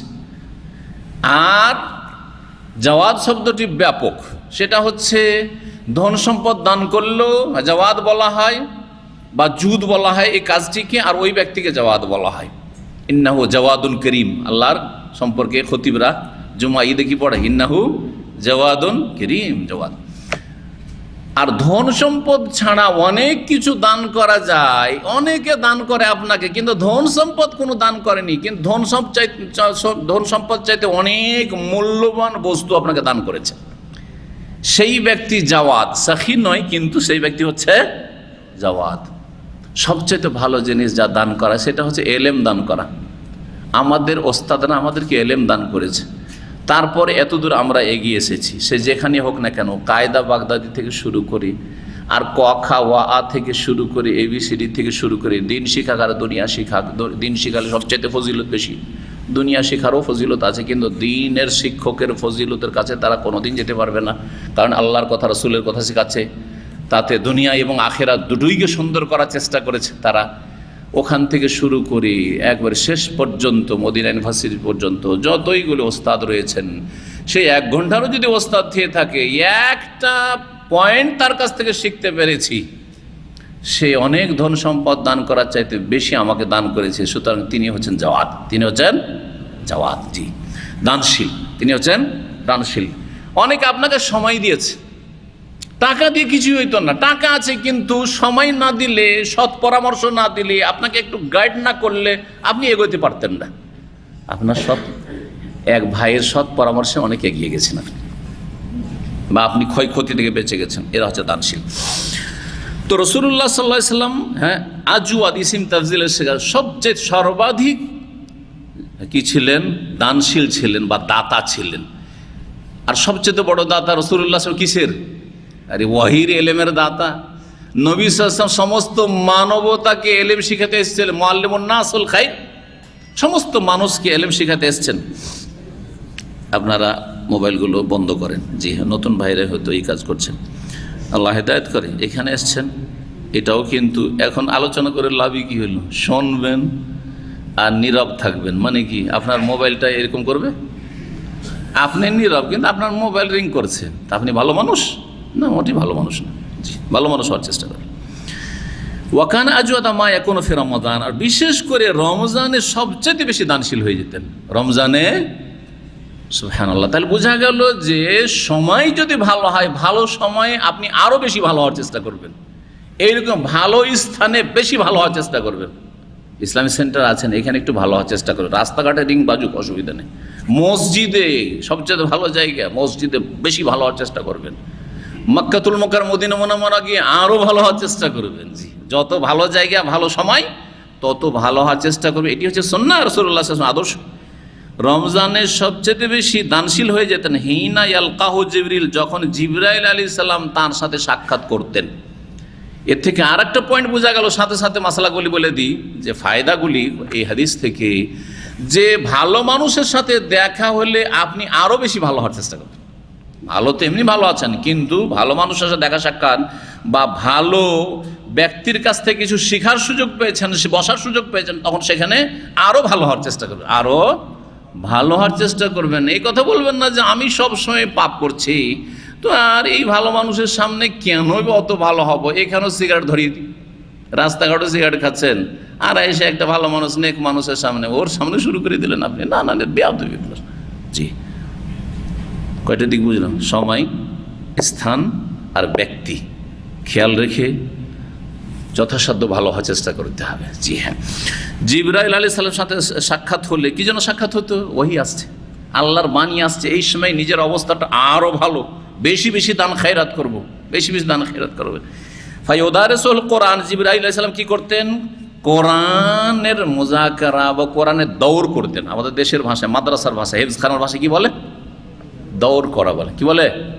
বুঝেন না দৌড় করা? জি, কোরআন হাফেজে যখন মুখস্থ করে না কিন্তু কমজোর থাকে, তখন ওইটাকে পাকা করার জন্য বারবার যে রিভাইজেশন চলে, হ্যাঁ রিভাইজ, ওইটাকে দৌড় বলা হয়। আর আরবিতে মুদারাসা, পঠন পাঠন, কেউ শুনছে আর কেউ শোনাচ্ছে। ফালা রাসূলুল্লাহ সাল্লাল্লাহু আলাইহি ওয়াসাল্লাম আজওয়াদু বিল খাইরি মিনার রিহিল মুরসালাহ। সুতরাং রাসূলুল্লাহ সাল্লাল্লাহু আলাইহি ওয়াসাল্লাম কল্যাণের ক্ষেত্রে সর্বাধিক দানশীল ছিলেন, দাতা ছিলেন এমন ঝড়ো বাতাস থেকে, যেই ঝড়ো বাতাসে বৃষ্টি বহন করে নিয়ে আসে। কোন বাতাস কল্যাণকর? যেই বাতাসের সাথে সাথে বৃষ্টি নেমে আসে। বর্ষা হয় না, অনাবৃষ্টি, বৃষ্টির খুব প্রয়োজন মানুষের, চাষাবাদের জন্য, গবাদি পশুর। সেই সময় যদি বাতাস উঠে, আমাদের দেশের গ্রামে গঞ্জের লোকেরা বলে, রে বাতাস উঠেছে রে, বৃষ্টি হবে, হ্যাঁ খুশি হয়, খুশি হয়। কিন্তু বাতাস আবার আযাবও নিয়ে আসে। এই জন্য সবসময় বাতাস ভালো না, সবসময় বাতাস ভালো না। যেই বাতাসে বৃষ্টি বহন করে সেই বাতাস হচ্ছে নিয়ামতের বাতাস। এই জন্য কোরআনের ভাষাতে রিহকে আযাব বলা হয়েছে, আদ সম্প্রদায়কে রিহুন ফিহা আযাবুন আলিম, মর্মান্তিক শাস্তি ছিল। তোদাম্মের কুল্লা শাই, সব কিছুকে ধ্বংস করে দিয়েছিল, সব কিছু ধ্বংস করে দিয়েছিল। আল্লাহু আকবার। রিয়াহ, এই জন্য নিয়ামতের বাতাসকে রিয়াহ বলা হয়েছে কোরআনে কারীম ভাষায়। মুবাশশিরাত, সুসংবাদ বহনকারী বা সুসংবাদদাতা বলা হয়েছে। রাসূলুল্লাহ সাল্লাল্লাহু আলাইহি ওয়াসাল্লাম এত বেশি দানশীল ছিলেন। এইখান থেকে কি বোঝানো হলো? ওহীর চ্যাপ্টারে এই হাদিস কেন? দানশীলতার সাথে কি সম্পর্ক? এখানে একটা সম্পর্ক, সেটা হচ্ছে রাসূলুল্লাহ সাল্লাল্লাহু আলাইহি ওয়াসাল্লামের সাথে ইয়ালকাহু জিবরিল, জিবরাইল আলাইহিস সালাম কি করতেন? মোলাকাত, সাক্ষাৎ করতেন। জিবরাইল আলাইহিস সালাম কি জন্য সাক্ষাৎ করতেন? এমনি এমনি ওহী নিয়ে আসতেন, ওহী নিয়ে সাক্ষাৎ করতেন। তাহলে ওই বোঝা গেল কি না এখানে? তাহলে যিনি জিবরাইল আলাইহিস সালাম ওহী আসমান থেকে বহন করে নিয়ে আসতেন, লওহে মাহফুজ থেকে, তার কথা বর্ণনা করা হয়েছে যে তিনি যখন আসতেন রাসূলুল্লাহ সাল্লাল্লাহু আলাইহি ওয়াসাল্লামের কাছে, তখন যার কাছে ওহী করা হয়তো রাসূলুল্লাহ সাল্লাল্লাহু আলাইহি ওয়াসাল্লাম, তার দানশীলতার অবস্থাকে এখানে উল্লেখ করা হয়েছে। আজকের আলোচনা এখানে শেষ করছি, যেমনটা শুরুতে বলেছি। আর একটি হাদিস আছে, তবে লম্বা আর অনেক মজার হাদিস আছে, ঘটনা, সেটা শুনতে খুব ভালো লাগবে। আগামী শুক্রবার ইনশাআল্লাহ তাআলা, আল্লাহ যদি সহি সালামত রাখেন, তাহলে আমরা সেটার দর্শ শেষ করার চেষ্টা করব। এর মাধ্যমে ওহীর পর্ব শেষ হবে। সময় এগিয়ে চলে গেছে আমাদের, কিন্তু আর একটা জরুরি আলোচনা আছে। তার আগে একটা গুরুত্বপূর্ণ কথা আছে, সেটা আজকে পেশ করে দিই। তারপর ইনশাআল্লাহ তাআলা হজ সম্পর্কে যেসব ভাইয়েরা আমাদের পক্ষ থেকে প্রতিশ্রুতি ও ঘোষণা পেয়েছে, ইনশাআল্লাহ হজের আলোচনা হবে, যথেষ্ট সময় আছে। একটি বিষয় এর আগে আলোচনা করেছে সংক্ষেপে, কিন্তু ওহীর প্রকরণ, ওহীর প্রকরণ, ওহী কত প্রকার মনে আছে? বলেছিলাম, সংক্ষেপে বলেছিলাম কত প্রকার, হ্যাঁ কত রকমভাবে ওহী রাসূলুল্লাহ সাল্লাল্লাহু আলাইহি ওয়াসাল্লামের কাছে আসতো, কারো মনে নাই? হ্যাঁ, না না না, কয়েক রকম, ওটা তো একরকম, হ্যাঁ 7 রকম, হ্যাঁ মাশাআল্লাহ 7 রকম। জি, 7 রকমভাবে ওহী আসতো। এটাই বিভিন্ন সিরাতের কিতাবাদিতে এসেছে। 1 নম্বর যেটা প্রথম শুরু ছিল সূত্রপাত ওহীর, সেটা ছিল কি? রুয়া সালেহা বা রুয়া সাদেকা, সত্য স্বপ্ন বা নেক ভালো স্বপ্ন, যা দেখতেন তাই ঘটতো। স্বপ্ন যোগে ওহী করা হয়তো কাকে? রাসূলুল্লাহ 6 মাস ধরে এরকম চলেছে। এটা হচ্ছে 1 নম্বর। 2 নম্বর হচ্ছে রাসূলুল্লাহ সাল্লাল্লাহু আলাইহি সাল্লামের হৃদয়ে ফুৎকার দেওয়া হইতো। নাফাসুন ফির রাউহ বলা হয়েছে, নাফাসুন ফির রাউহ মানে ফিল কলব, নবী সাল্লাল্লাহু কলবে ফুৎকার দেওয়া হইত। আল্লাহু আকবার। জি, জিবরাইল আলাইহিস সালাম এরকম করতেন। জিবরাইল আলাইহিস সালামকে দেখছেন না, আসেননি, কিন্তু একটা ফুঁক দিয়েছেন, সেই ফুঁকের মাধ্যমে ওহী নবী সাল্লাল্লাহু আলাইহি ওয়াসাল্লাম অন্তরে ওই কথাগুলি নেমে চলে এসছে, সেই জ্ঞান অর্জিত হয়েছে। এই মর্মে একটি হাদিস রয়েছে, ইন্না রুহাল কুদুসে নাফাসা ফি রাউই, সহি হাদিস। রুহুল কুদুস কাকে বলা হয়? জিবরাইল আলাইহিস সালাম। রুহুল আমিন, রুহুল কুদুস জিবরাইল আলাইহিস সালামের নাম। জিবরাইল আলাইহিস সালাম পবিত্র আত্মা যিনি, তিনি আমার কলবে ফুঁক দিয়েছেন, ফুৎকার দিয়েছেন। এই ফুৎকারের মাধ্যমে এই এলেম, এই ওহী আমার কাছে এসেছে। কি? আন্নাহু লান তামুতা নাফসুন হাত্তা তাস্তাকমিলা রিজকাহা, কোন ব্যক্তি অতক্ষণ মরবে না যতক্ষণ তার রিজিক কমপ্লিট না করবে। আর একটা দানাও যদি আমার রুজিতে থাকে, অতক্ষণ মত আসবে না যতক্ষণ ওই দানাটা খাওয়া না হবে। আর একটা দানা রিজিকের নাই, আর চিবাচ্ছেন, ওই মুখেই থেকে যাবে, তার আগে মত হয়ে যাবে। গাড়ির দুর্ঘটনায় মুখে হয়তো খেজুর ছিল অথবা অন্য কিছু খাচ্ছিলেন, চকলেট খাচ্ছিলেন, ওইটা যদি আপনার রিজিকে থাকে খাওয়া হবে, তারপরে মৃত্যু হবে। আর যদি রিজিকে না থাকে মুখে থেকেই যাবে, ওই অবস্থা দেখা যায় যে লোকটি মারা গেছে কিন্তু মুখে থেকে গেছে। অনেকের খেতে খেতে মত হচ্ছে, দুর্ঘটনা ছাড়া এমনিও মত হয় না, স্বাভাবিক মত হচ্ছে, মুখে ধরা আছে, খাবার মারা গেছে। জি হ্যাঁ, লান তামুতা, গ্যারেন্টি দিয়ে বলছেন, নিশ্চয়তা, মরবে না কোনো মানুষ হাত্তা তাস্তাকমিলা রিজকা, যতক্ষণ তার রিজিক না পড়বে। রিজিক শুধু খাওয়া দাওয়া না, রিজিক মানে সময়, রিজিক মানে আপনার চাকরি, রিজিক মানে আপনার এখানকার রিজিক। এই যে রিজিক আপনাকে আপনার মালিক পর্যন্ত এক্সিট লাগাবার চেষ্টা করছে, পারে না। যে বড় মালিক সে বলছে রাখবো না, কিন্তু আল্লাহ রেখেছে তকদিরে যে না, সৌদি আরবে তোর আরো কয়েকদিন রিজিক আছে, ও পারে না। যেইভাবে হোক না কেন, ওটা আল্লাহ জানে কিভাবে হবে। সে ফ্লাইট পাওয়া যাচ্ছে না, অথবা আইনগত সমস্যায় পড়ে গেছে, ফাঁসে গেছে, মালিকও অসহায়, পারছে না আপনাকে এক্সিট লাগাইতে। জি, বহু লোকের আছে অবৈধ। এক অবৈধ লোকের সাথে এক সময় দেখা, 1990-91 কথা, হারামের একবারে ছাদের ওপর কিয়ামুল লাইল পড়তে গিয়ে, সে সাথে যে কিয়ামুল লাইল হয় শেষ 10 দিনে, বার্মার লোক, বার্মা থেকে এসছে, কিন্তু বাংলা জানে, যেহেতু বাঙালিদের সাথে থাকে, সে বার্মিজ, ওই আপনার চিটাগাঙ্গে থেকে, তারপর ওখান থেকে এসছে। বলছেন যে উমরার ভিসাতে এসেছিলাম, আসার পরে 13 বছর হয়ে গেল, আমাকে ধরেই না কেউ। 13 বছর উমরার ভিসাতে এসে, সুবহানাল্লাহ, এর নাম রিস্ক। জি, তো কি বলছিলাম? দ্বিতীয়টা বললাম। তৃতীয় হচ্ছে আহিয়ানান ইয়াতামাসসালু লিয়াল মালাকু রাজুলান, কখনো কখনো জিবরাইল ফেরেশতা মানুষের রূপ ধারণ করে আসে। এটা 3 নম্বর হাদিস এসেছে, কিন্তু এই হাদিসগুলো চলে গেছে। 4 নম্বর সেটাও এসছে আমাদের আলোচনাতে, সেটা হচ্ছে সালসালাতুল জারাস, ঘণ্টার বাজনার মতো ঝনঝন ঝনঝন করে বাজছে, হ্যাঁ, আর ওহী নাজিল হচ্ছে। 5 নম্বর হচ্ছে ফেরেশতাকে, জিবরিল আলাইহিস সালামকে আপন রূপে দেখা, যেটা একটু আগে বললাম না 2 বার?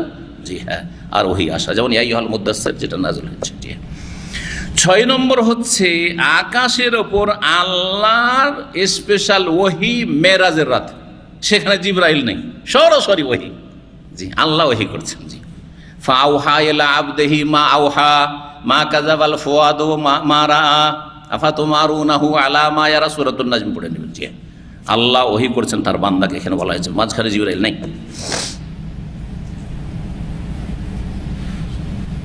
জি, 7 নম্বরে উল্লেখ করেছেন, কখনো কখনো জিবরাইল থেকেছেন, হয়তো কখনো জিবরাইল নেই। 7 নম্বরে যেটা উল্লেখ করেছে সেটাতে রয়েছে সরাসরি আল্লাহর কথোপকথন, আর সেটা আসমানের উপরে না, জমিনেই হয়তো। বলছেন কালামুল্লাহ মিনহু বিলা ওয়াসিতাতে মালাক, ফেরেশতা ছাড়া, ফেরেশতার ভায়া ছাড়া, মাধ্যম ছাড়া সরাসরি আল্লাহর কথোপকথন, কালাম তার সাথে, নবী রাসূলের সাথে, যেমন কোরআনে কারীম দ্বারা প্রমাণিত মুসা আলাইহিস সালামের ক্ষেত্রে, ওয়াকাল্লামাল্লাহ মুসা তাকলিমা, মুসাকে আল্লাহ বলছেন, হ্যাঁ, যে তুমি ইন্নাকা বিল ওয়াদিল মুকাদ্দাসে তুয়া, তুমি পবিত্র তুয়া নামক স্থানে এসেছো, ইন্নানি আনাল্লাহ, আমি আল্লাহ বলছি। সুবহানাল্লাহ, কথা বলছে সরাসরি। জি, তুর পাহাড়ে নবী সাল্লাল্লাহু আলাইহি সাল্লামের সাথে সরাসরি কথা বলেছেন কিনা? জমিনে আল্লাহ, মানে জমিনে আল্লাহ, নবী সাল্লাল্লাহু আলাইহি সাল্লাম আল্লাহ কথা বলছেন যে ইসরার হাদিসে প্রমাণিত রয়েছে। জমিন হোক আর আসমান হোক, নবী সাল্লাল্লাহু আলাইহি ওয়াসাল্লামের সাথে সরাসরি আল্লাহ রাব্বুল আলামিন কথা বলেছেন। এটা কোরআনে কারীম দ্বারা প্রমাণিত না হইলেও হাদিস দ্বারা প্রমাণিত, যে হাদিসুল ইসলাম মানে নৈশ ভ্রমণ, যে মেরাজের হাদিস, সেই হাদিসের প্রমাণ রয়েছে। এই কথাই সিরাতের যারা রচনাকারী তারা বা সিরাতের লেখক তারা উল্লেখ করেছেন। এখানে আমরা আজকের আলোচনা শেষ করলাম। সাল্লাল্লাহু আলাইহি ওয়া সাল্লাম মুহাম্মদ ওয়া আলা আলিহি ওয়া সাহবিহি আজমাইন। এখন আমরা ইনশাআল্লাহ তাআলা হজ সম্পর্কে গত সপ্তাহে এর মধ্যে কোন কোন আলোচনাগুলি মনে করছেন যে শোনেননি অথবা জানা জরুরি মনে করছেন, একজন করে হাত ওঠাবেন, হই হই করে নয়। যারা হজে যাবেন এবং কিছু শিখতে পেরেছেন, গত 3 দিন যারা ছিলেন বা গত 3টা দর্শে যারা ছিলেন, শুক্রবার জুমার পরে, শুক্রবার রাতে এবং শনিবার, ওদের মধ্যে থেকে 1-2 জন হাত উঠান দেখি কারা ছিলেন।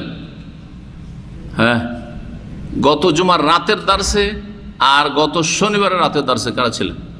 কেন জুমার পরে মানে ফজিলত বা এগুলো বয়ান করে, ফজিলত আমি শুনতে চাই না। হ্যাঁ, মাসাইল যেমন আরকানুল হজ, হজের রুকুন কয়টি শুনতে চাই, হজের ওয়াজিব কয়টি শুনতে চাই, এগুলো শুনতে চাই। কারণ রুকুন আর ওয়াজিব যদি আদায় হয়ে যায় তো হজ হয়ে যাবে, হজ হয়ে যাবে। বাকি সুন্নত কমলে বা সুন্নতের খেলাফ হলে নেকি কমবে। খুব সহজ ভাষা বলে দিলাম। বিসমিল্লাহ আলহামদুলিল্লাহ ওয়াসসালাতু ওয়াসসালামু আলা রাসূলিল্লাহ ওয়া আলা আলিহি ওয়া সাহবিহি ওয়া মান ওয়ালা, আম্মা বাদ। এখন হজের আলোচনা শুরু করছি। জি হ্যাঁ, হজ সম্পর্কে সবচেয়ে গুরুত্বপূর্ণ যে বিষয়টি সেটা হচ্ছে আরকানুল হজ। হজে যেই কার্যাবলীগুলি রয়েছে সেই কাজগুলি 3 ভাগে বিভক্ত। সেই কাজগুলি 3 ভাগে বিভক্ত: আরকানুল হজ, ওয়াজিবাতুল হজ আর সুনানুল হজ। সুনানুল হজ, হজের শর্ত মানে পূর্ব শর্ত, কখন হজ ফরজ হয় ওগুলো বর্ণনা করার দরকার নেই। কারণ যার হজ ফরজ আছে সেই যাচ্ছেন, পয়সা আছে তাহলে হজে যাচ্ছেন, সুস্থ আছেন হজে যাচ্ছেন ইত্যাদি। সাবালক হয়ে আপনারা হজে যাচ্ছেন, সুতরাং ওগুলো আর বলবো না, মুসলিম হয়ে হজে যাচ্ছেন। জি হ্যাঁ, বলা হয়ে গেল মোটামুটি করে। তারপর হ্যাঁ, আরকানে হজ কয়টি? হজের রুকুন যে বলবেন হাত তুলবেন, হজে যাওয়ার লোকেরা বলবে। হজে এবার হজে যাবেন যারা, তাদের কাছ থেকে শুনতে চাই। কে হজে যাবে না উঠান, বলতে পারেন? বলতে পারবেন হজের রুকুন কয়টি? না বলতে পারলে কেমন করে হবে? যে বলবেন সে হাত উঠাবেন। এবার হজে যাবেন আর হজের রুকুন জানা আছে কয়টি ও কি কি, হাত তোলেন। মাশাআল্লাহ, ওখানে একটা হাত তুলেছে, 2টা হাত। বলেন, দাঁড়ান, দাঁড়িয়ে বলেন যখন দূর থেকে বলছেন। হজের রুকুন 4টি, মাশাআল্লাহ। প্রথম কি? না না, সিরিয়ালি বলতে হবে, তরতিব। আমি ওই উল্টা পাল্টা কাজ জানি না। আমি শুরু থেকে শেষ করতে হবে, শুরু করতে হবে আর শেষে গিয়ে শেষ করতে হবে। হ্যাঁ, মিকাত থেকে না, মিকাত থেকে এহরাম বাঁধা এটা না, রুকুন না, ওয়াজিব। হইল না। হ্যাঁ, কে বলছে? যে বলবে সবগুলি, ওই একটা একটা করে বললে হবে না। আপনি বলবেন? হ্যাঁ, খালাস, বলেন বলেন বলেন বলেন। হ্যাঁ বলেন, সমস্যা নেই, আপনি তো হজে যাবেন, বলেন বলেন। হ্যাঁ বলেন, বিসমিল্লাহ। এহরাম বাঁধা 1 নম্বর। হ্যাঁ, আরাফা অবস্থান করা, তওয়াফে ইফাদা করা, তারপরে সাই করা। এই 4টা হচ্ছে আরকানুল হজ, মানে রুকুন, হজের পিলার। এগুলো হজের হচ্ছে এগুলো খুঁটি, এগুলো ছেড়ে দিলে না হলে হজ হবে না। 1 নম্বর এহরাম করা। এহরাম করা মানে শুধু সেলাইবিহীন কাপড় পরা নয়, এটা আমাদের দেশের লোকেরা বুঝে না। আবার এহরাম করা মানে হচ্ছে আদ-দুখুলু ফিন নুসুক। হ্যাঁ, নিয়ত করে হজের নিয়তে হজের ইবাদতে প্রবেশ করা। এই যে অন্তরে নিয়ত করলেন যে আমি এখন হজে ঢুকে পড়লাম, হজ শুরু করে দিলাম, এটার নাম হচ্ছে কি? এহরাম। নামাজের তাকবীরে তাহরিমা কোনটাকে বলে? নামাজে আল্লাহু আকবার দিয়ে ঢুকলেন, তাহরিমা, এটা হচ্ছে তাকবীরাতুল ইহরাম। আমরা তাকবীরে তাহরিমা বলি, আরবরা এটাকে তাকবীরাতুল কি বলে? ইহরাম বলে। এহরাম, এখানেও এহরাম কিন্তু আছে, তাকবীরাতুল ইহরাম। আর হজে হচ্ছে এহরাম মানে এখন আমি এই যাচ্ছি তায়েফে ধরেন বা মদিনায়, যেখান দিয়ে যাচ্ছেন আপনারা তায়েফ হয়ে যাবেন, তায়েফের মিকাতে পৌঁছেছেন, কারণ ওখান থেকে এহরাম করতে হবে। এখন আমি কি করলাম? হজে ঢুকে পড়লাম। যদি আপনি হজে কেরান বা ইফরাদ করেন তাহলে এখান থেকে ঢুকবেন হজে, আর না হলে উমরাই ঢুকবেন যদি হজের তামাত্তু, আর হজের তামাত্তুই উত্তম। হজ কয় প্রকার? তাহলে 3 প্রকার। 8 তারিখে যারা হজে তামাত্তু করবেন, উমরা করে থাকলেন, 8 তারিখে সকালবেলা আপনি যেখানে আপনার বাসা, হোটেল হোক, কারো কোনো আত্মীয়র বাসা, বন্ধুর বাসা হোক, অথবা মেনাতে, এখান থেকে বাসে যাবেন, মেনাতে আপনাকে আগেই নিয়ে হয়তো রাতেই রেখে দিয়েছে বা সকালে চলে গেছেন, ওইখানে আপনার উমরা টুমরা করে যে কোনো সময় আপনি খেমাতে আছেন, জোহরের আগে আগে যে কোনো সময় সকালবেলা 8 তারিখ 8ই যুলহজ, জোহরের আগে আগে কি করবেন আপনি? এহরাম করবেন। এহরাম করা মানে এখন আমি হজে ঢুকে গেলাম, হজে এখন কি করেছি? ঢুকে গেছি। যেমন নামাজে ঢুকে যাওয়া, সলাতে ঢুকে যাওয়া হচ্ছে তাকবীরাতুল ইহরাম, তেমন হজে ঢুকে যাওয়া হচ্ছে এহরামুল হজ, হজের এহরাম। হজের এহরাম সেটার জন্য কিছু বিধিবিধান রয়েছে, যে পুরুষরা সেলাইবিহীন কাপড় পরবে, আর উত্তম হচ্ছে সাদা কাপড় পরবে, এগুলো আলাদা কথা, কথা বুঝতে পারছেন না? কিন্তু হজে ঢুকার নাম হচ্ছে এহরাম। ভালো করে শুনেন জিনিসটা। 1 নম্বর তাহলে এটা শুরু হইলো আপনার। 2 নম্বর কাজ হচ্ছে যেটা রুকুন, 9 তারিখে আরাফায়। আরাফায় শুধু অবস্থান করার না, 9 তারিখে 8 তারিখে যদি অবস্থান করে হবে, 10 তারিখে যদি অবস্থান করে হবে, তাহলে শুধু আরাফায় অবস্থান করলে হবে না। আমি ভিড় ভাড় চলে যাবে, সব চলে যাবো, অন্য সময় এসে আরাফায় থেকে যাব, হবে? সব কিছু করেছে, আরাফায় থাকেনি, আর ভুলে চলে এসছে, বলছে যে আমি তো আরাফায় যাইনি, তো কি করব? হজের পরে কোনো এক সময় যাও, ওদি একদিন আরাফাতে থেকে চলে আসবো, হবে নাকি হজ? না না, হজে হবে না। আরাফায় অবস্থান মানেই 9 তারিখে অবস্থান করা, দিনে পৌঁছিবেন জোহরের আগে যে কোনো সময়, আর রাতে পৌঁছলেও সমস্যা না। আজকাল আগে কিন্তু নিয়ে চলে যাচ্ছে অনেক সময়, সেই জন্য বলছি, অসুবিধা হতে নাই, কিন্তু সুন্নতের একটু খেলাফ হচ্ছে, মানুষের ভিড় বাড়তে বাঁচানোর জন্য। জোহরের আগে আগে যে কোনো সময় পৌঁছিবেন, আর তারপরে সূর্য ডুবিয়ে দেওয়া পর্যন্ত থাকবেন। সূর্য ডুবাইতে হবে, কিন্তু সূর্য ডুবার আগে যদি বেরিয়ে যান তো ওয়াজিব ছুটে যাবে, রুকুন আদায় হবে কিন্তু ওয়াজিব ছুটে যাবে, সূর্য ডুবিয়ে দিয়ে চলে আসবে। ধরেন কেউ যে কোনো এমার্জেন্সি কারণে বা পৌঁছিতে দেয়নি, কেউ অবৈধ ছিল, আর তারপরে দিনে যেতেই পারেনি, জোহর আসরে পৌঁছিতে পারেনি, রাতে সূর্য ডুবা থেকে শুরু করে ফজরের আজানের আগে আরাফাতে পৌঁছিল, ওর হজ হবে কি হবে না? কে বললো হবে? যে বললো হবে হাত তোলা। হ্যাঁ ঠিক আছে, হবে, হ্যাঁ মাশাআল্লাহ, হবে, হবে। রাত্রেও যদি চলে যায় তাহলে হজ হয়ে যাবে। কিন্তু আল্লাহু আকবার ফজরের আজান হয়ে গেছে, তারপরে আরাফায় ঢুকছে, হবে হজ?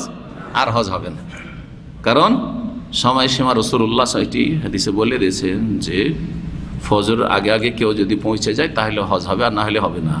এই মর্মে হাদিস আল হাজ্জ আরাফা, হজ হচ্ছে আরাফায় অবস্থানের নাম। কথা বুঝতে পারছেন? তাহলে কোন সময়তে আরাফা থাকতে হবে। আরাফায় থাকার ক্ষেত্রে ভুল করে, এটা মনে করিয়েন না যে সবাই আরাফায় থাকে। হাজার হাজার মানুষ, আমি অনেকবারই যেহেতু ডিউটি করেছি, হজ মৌসুমের ডিউটি ছাত্র জীবনে একবার করেছিলাম, আর তারপরে আলহামদুলিল্লাহ অনেকবারই করেছি। এখানে 2000 সাল 2002 এই সময়গুলোতে করেছি, আর তারপরে গত 2 বছর আগেও 2বার করেছি। তো এই 1 মাস ধরে হজ ডিউটি করাতে, আর ওখানে আরাফার ময়দানেও ডিউটি থাকে।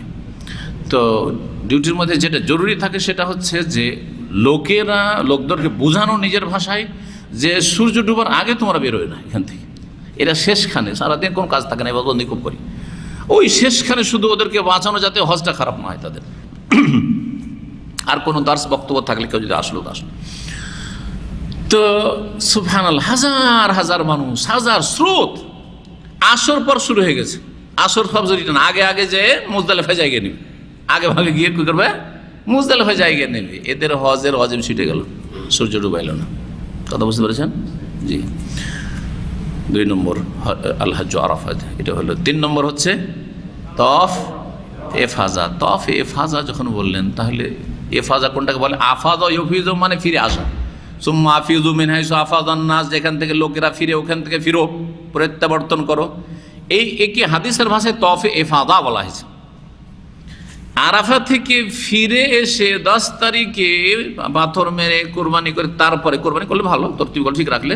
এক কথায় 10 তারিখে আরাফা থেকে ফিরলেন যে সকালবেলা, রাত্রে ফিরেছেন মুজদালিফা, মুজদালিফা থেকে ফিরলেন মিনা, আর তারপরে চলে আসলে সেই দিনে এসে যে তওয়াফটা করবেন, সেই জন্য ওর নাম হচ্ছে তওয়াফে ইফাদা। এই তওয়াফকে জিয়ারা বলা, ফেকার ভাষায় ফিকার কিতাবে তওয়াফুজ জিয়ারা। এই জন্য আমাদের দেশের জনগণ বা আলেম সমাজ এটাকে তওয়াফে হেফাজ মানে হাদিসের ভাষা চর্চা করেন। ওরা কি করে, দেশের আলেমরা ওই ফিকার শব্দটা চর্চা করে, তওয়াফে জিয়ারা বলে। কি বলে? তওয়াফে জিয়ারাতে যাব। জিয়ারা বলা যায়, যাচ্ছে কোনো অসুবিধা নেই। কেন বলা হয়? কারণ আপনার আসল উদ্দেশ্য হচ্ছে এই তওয়াফের জন্য কাবার জিয়ারত। এটা ফরজ, এটা ফরজ। ওয়ালিয়াত্তাওয়াফু বিল বাইতিল আতিক, প্রাচীনতম ঘরের যেন তওয়াফ করে, এই তওয়াফ কি বোঝানো হয়েছে, বিশেষ করে ফরজ রোকন তওয়াফ, যা না হইলে হজ হবে না। তাহলে 3 নম্বর হয়ে গেল বাইতুল্লাহ তওয়াফ করা। এই তওয়াফের আরও কয়েকটি নাম আছে। এর নাম হচ্ছে তওয়াফে রুকুন, কারণ এটা রুকুন সেই জন্য। এই তওয়াফের চতুর্থ নাম হচ্ছে তওয়াফে ফরজ, এটা ফরজ সেই জন্য। জি, এই তওয়াফের নাম হচ্ছে তওয়াফুল হজ, এটা হজের মেন তওয়াফ, সেই জন্য এটার নাম হচ্ছে তওয়াফুল হজ। কয়টা নাম বললাম? 5টা নাম বললাম। যে মনে রাখবেন, নাম জানেন আর না জানেন, এই তওয়াফটা করতে হবে। 10 তারিখে হয়ে গেলে সবচেয়ে ভালো। যদি 10 তারিখে না হয়, বুড়ো বয়স্ক হাজিরা রয়েছে, নারীরা রয়েছে, আমার একটা পরামর্শ, কারণ কালকেও প্রশ্ন এসেছে বাংলাদেশি হাজিদের যে আমরা কি 10 তারিখেই হজ করতে হবে আর তওয়াফটা করতেই হবে?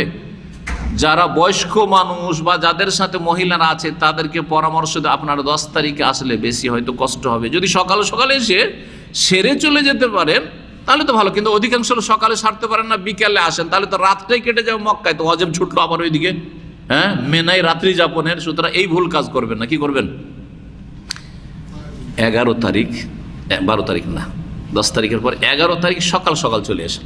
সকালে সকালে অনেকটা খালি থাকে, ফজরের আগে বেরিয়ে যান, গাড়িও ফ্রি পাবেন, একবার খালি খালি। এগুলো অভিজ্ঞতা বলছি, অনেক হজের পরে ফজরের আগে বেরিয়ে যান। আর ফজরটা এসে হারামে ধরলেন হয়তো আপনি, রাত 3টার দিকে যদি বেরিয়ে যান, ফজরটা হারামে পেয়ে গেলেন।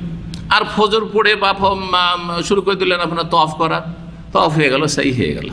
সকাল সকাল যখন হয়ে গেল, দুপুরে খাওয়া দাওয়া করলেন মক্কাতে, একটু রেস্টটা হয়ে গেল, আর বিকেলবেলা বেরিয়ে গেলেন, যাতে করে মাগরিব হইতে হইতে আপনি কোথায় পৌঁছে যান? মেনায় পৌঁছেন। কারণ 12 তারিখের রাত, 11 পরে 12 তারিখের রাত আপনাকে ওকে যাপন করতে হবে, ওয়াজিব।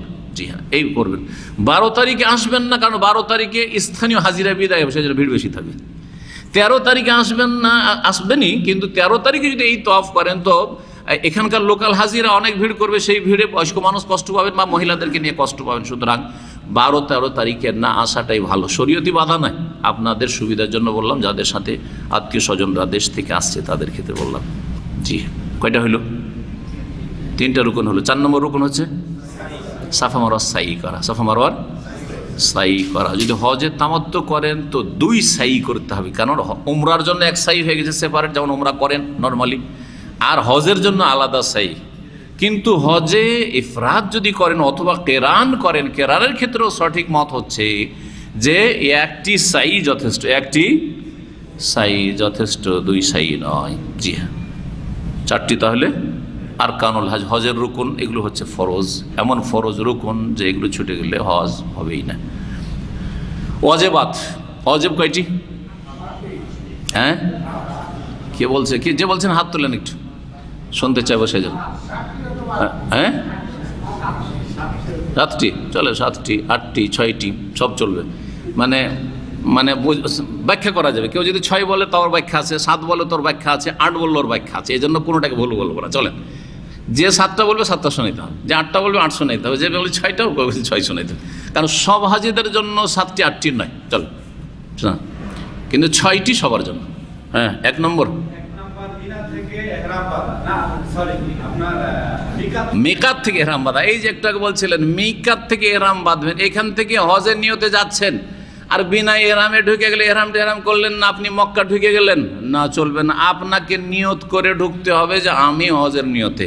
জি হ্যাঁ, হজের নিয়তে বা উমরার নিয়তে, এখন কমপক্ষে উমরার নিয়তে হজের তামাত্তু আপনাকে এইখান থেকে নিয়ত করে ঢুকতে হবে। কোনখান থেকে? মিকাত থেকে। জি তাহলে এখানে একটা কথা আর ভেঙে দিই, মজা হবে। কেউ যদি আইনকে ফাঁকি দেওয়ার জন্য, ধরেন এহরাম টেহরাম বাঁধলো না, মিকাতে এহরাম বাঁধলো না, এমনি চলে গেল, এমনি ঢুকতে দিয়েছে ওকে, বা আগে গিয়ে চলে গেছে, কিন্তু আগে থেকে নিয়ত আছে হজ করবো, চলে গেছে, আর তখন উমরাও করেনি, এমনি ঢুকে গেছে। হয়তো এমনি ঢুকতে দিচ্ছিল, হয়তো এহরামের কাপড়ে ঢুকতে দিবে না, ঢুকে গেছে। ঢুকে যারা মক্কা থেকে এহরাম বাঁধছে, তাহলে তার হজ হবে কি হবে না? হ্যাঁ, ওয়াজিব ছুটবে, কিন্তু রুকুন আদায় হবে, কারণ এহরাম তো করলো সে, মক্কাতে এহরাম বেঁধেছে, কিন্তু মিকাতে এহরাম বাঁধা ওয়াজিব ছিল, সে ওয়াজিব ছুটেছে, সেই জন্য দম দিতে হবে। মিকাতে রামাদা মেনাই আগে যেগুলো সেগুলো আগেরটা আগে করেন না। মেনায় যে 8 তারিখের এটা অবস্থান ওয়াজিব না সুন্নাত? সুন্নাত, হ্যাঁ, এটা চলবে না। আরাফাই সূর্য ডুবা পর্যন্ত অবস্থান করা। দেখেন আরাফাই দিনে থেকে যদি চলে আসে তো রুকুন আদায় হবে, কিন্তু ওয়াজিব আদায় হবে না। সূর্য অস্তমিত করা, সূর্য ডুবিয়ে দেওয়া, এটা হচ্ছে কি ওয়াজিব ইলাল গুরুব। হ্যাঁ ঠিক। তারপরে যখন সকালবেলা রাত্রিবেলা আসলেন যে মুজদালিফাই সিরিয়াল, তাহলে মনে থাকবে কিন্তু মুজদালিফাই রাত্রি যাপন 3 নম্বর ওয়াজিব। এই রাত কাটানো মুজদালিফাই কিন্তু ওয়াজিব। বাইরে থেকে গেলেন, আসতে পারলেন না, ভিড় বাড়ে না, চলবে না, দম দিতে হবে। মুজদালিফাই ঢুকতে হবে, রাতের কিছু অংশ হইল। জি জি। অথবা চলে আসলেন মুজদালিফায়, দেখছেন খুব ভিড়, জায়গা নেই, চলে আসলেন, আপনি মিনাতে এসে আপনি খিমায় ঘুমাচ্ছেন, তাহলে ওয়াজিব ছেড়ে দিলেন। বোঝা গেছে? জি হ্যাঁ। মুজদালিফা রাত্রি যাপন 3 নম্বর। 4 নম্বর, হ্যাঁ, সকালবেলা আসার পর এ তরতিবে শুরু করেন। সকালবেলা আসার পরে কিন্তু বেশ কিছু ওয়াজিব আছে। জামরাতে পাথর মারা, এখানে বড় জামরা 10 তারিখে বড় জামরা, আর 11, 12, 13 পর্যন্ত থাকলে 13, 3, 7, 21টা করে প্রতিদিন পাথর মারা, টোটাল মিলে ওয়াজিব। শুধু একটাকে ওয়াজিব বলবো না, কিন্তু ওয়াজিবের একটা অংশ হচ্ছে 10 তারিখে পাথর মারা। সবচেয়ে উত্তম হচ্ছে এই 4 দিন মিলে 70টি পাথর মারা। 4 দিনে কয়টি হবে? 3, 7, 21 করে, হ্যাঁ, 3, 21 কত? 63, আর 10 তারিখে 7টি, তাহলে তো হইল 70টি হলো না? কিন্তু কেউ যদি তাজিল মানে তাড়াতাড়ি চলে আসে 12 তারিখে, তাহলে 21টা মাইনাস করে দেবেন, 21টা কমে যাবে। 12 তারিখে আসা জায়েজ আছে, কিন্তু উত্তম হচ্ছে 13 তারিখ পর্যন্ত থাকা। হয়ে গেল, তাহলে কয়টা হইল? 4টা হয়ে গেছে। পাথর মারা দিয়ে প্রথমে এসে পাথর মারলেন, 4টা হইল। 5 নম্বর, কোরবানি করা কার জন্য? সবার জন্য। হজে তামাত্তু বা কিরান করলে কোরবানি করা, যদি হজে ইফরাদ করে তো কোরবানি নাই। তো যারা ওই 8টা করেনি, কম করেছে, তাহলে কোরবানি মাইনাস হয়ে গেল। হাজার ধরেন 30 লক্ষ হাজি বা 40 লক্ষ হাজির মধ্যে কমপক্ষে 1-2 লাখ হাজি তো এরকম হবে, বা তারও বেশি হবে যারা ইফরাদ, তাহলে তোদের কোরবানি নেই, কোরবানি ওয়াজিব না, কোরবানি করলে মুস্তাহাব সুন্নাত। জি হ্যাঁ। 5 নম্বর হয়েছে কোরবানি না। 6 নম্বরে মাথা মুন্ডন করা। মাথা মুন্ডন করলে ভালো, কিন্তু চুল যদি পুরো মাথা থেকে কাটে তবুও ওয়াজিব আদায় হয়ে যাবে। দুটোর একটা করা। জি হ্যাঁ, একটা করলে ওয়াজিব আদায় হয়ে যাবে। জি হ্যাঁ। হ্যাঁ, এই এখন আইয়ামে তাশরিকের যে রাতগুলি রয়েছে, 10 তারিখের পরে 11 তারিখের রাত আর 12 তারিখের রাত, 3 রাত না 2 রাত? হ্যাঁ, যে বলছেন, হ্যাঁ ওকে বলতে দেন। হ্যাঁ, 3 রাত ওয়াজিব না 2 রাত ওয়াজিব? 2 রাত ওয়াজিব। 2 রাত হচ্ছে ওয়াজিব, তাহলে ওয়াজিব আদায় হয়ে গেল। কিন্তু কেউ যদি 12 তারিখে যাওয়ার নিয়ত, ওখান থেকে মিনা ছেড়ে যাওয়ার নিয়ত না করে, আর এইরকম করতে করতে ওর সন্ধ্যা হয়ে যায়, সূর্য ডুবে যায়, তাহলে তখন 13 তারিখের রাত্রি যাপন করা ওয়াজিব হবে। তাহলে ওয়াজিব কার জন্য? যে 12 তারিখের দিন গিয়ে সূর্য ডুবিয়ে দিবে, যাব কি যাব না করে। অনিচ্ছাকৃত যদি সূর্য ডুবে যায়, ধরেন 12 তারিখে বিকেলবেলা পাথর মারা হয়ে গেছে, আপনার জওয়ালের পরে মারতে হবে, কিন্তু 11, 12, 13 এগুলোতে, মানে দুপুরবেলার পরে পাথর মারার পরে গেলেন আপনি তাঁবুতে, ওখানে বাস আসবে বলেছে, বাস চলে আসবে তোমাদের জন্য সূর্য ডুবার আগে, আসার পরে বা এই 5টার সময় বাস চলে আসবে। বাস কি আর 5 ঘন্টা আসলো না, রাত হয়ে গেল, তো রাত থাকা ওয়াজিব হয়ে গেল নাকি? না, মোটেই না। কারণ আপনি নিয়ত শেষ করে ফেলেছেন, আমি তো চলে এসেছি, এখন আমাকে নেয়নি। হামলাওয়ালার শর্ত আছে যে আমাকে বাস দেবে।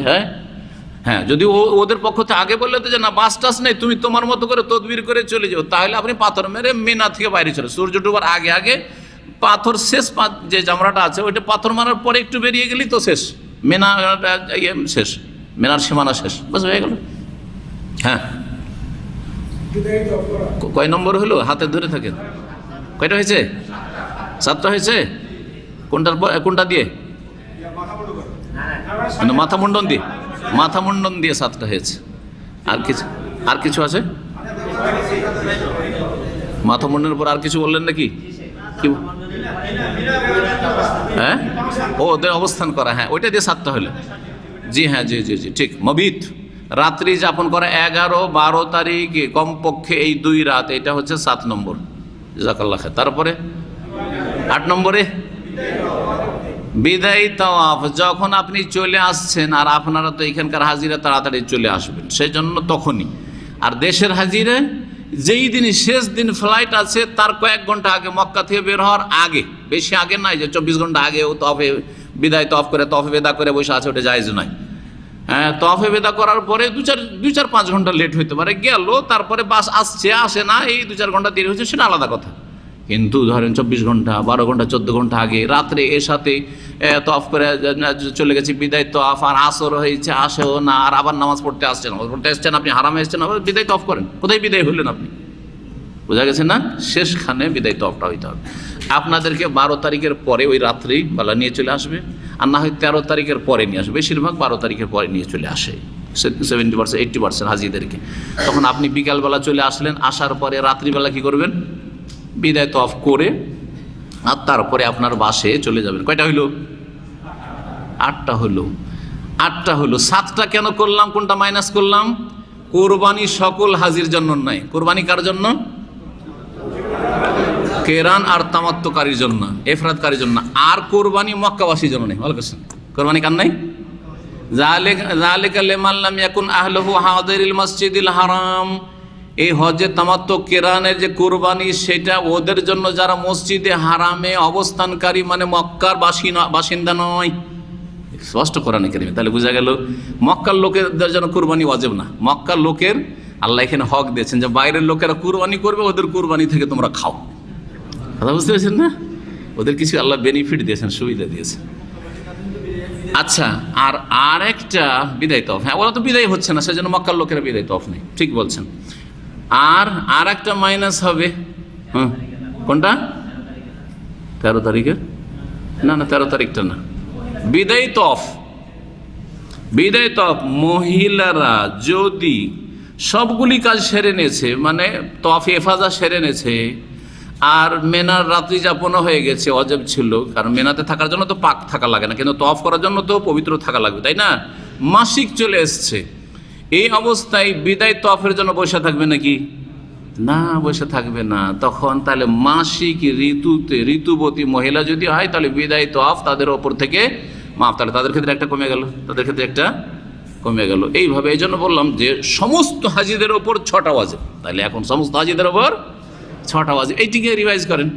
1 নম্বর মিকাত থেকে বাঁধা, 2 নম্বর আরাফায় সূর্য ডুবানো, 3 নম্বর মুজদালিফায় রাত্রি যাপন, 4 নম্বরে সকাল সকাল এসে পাথর মারা, 5 নম্বর আরে কোরবানি উল্লেখ করেননি তো আপনারা? করেছেন কোরবানি করা, কিন্তু কোরবানি সবার জন্য। হ্যাঁ, করেছেন। হ্যাঁ, কোরবানি করা। তারপরে মাথা মুন্ডন করা। হ্যাঁ, কয়টা হইল?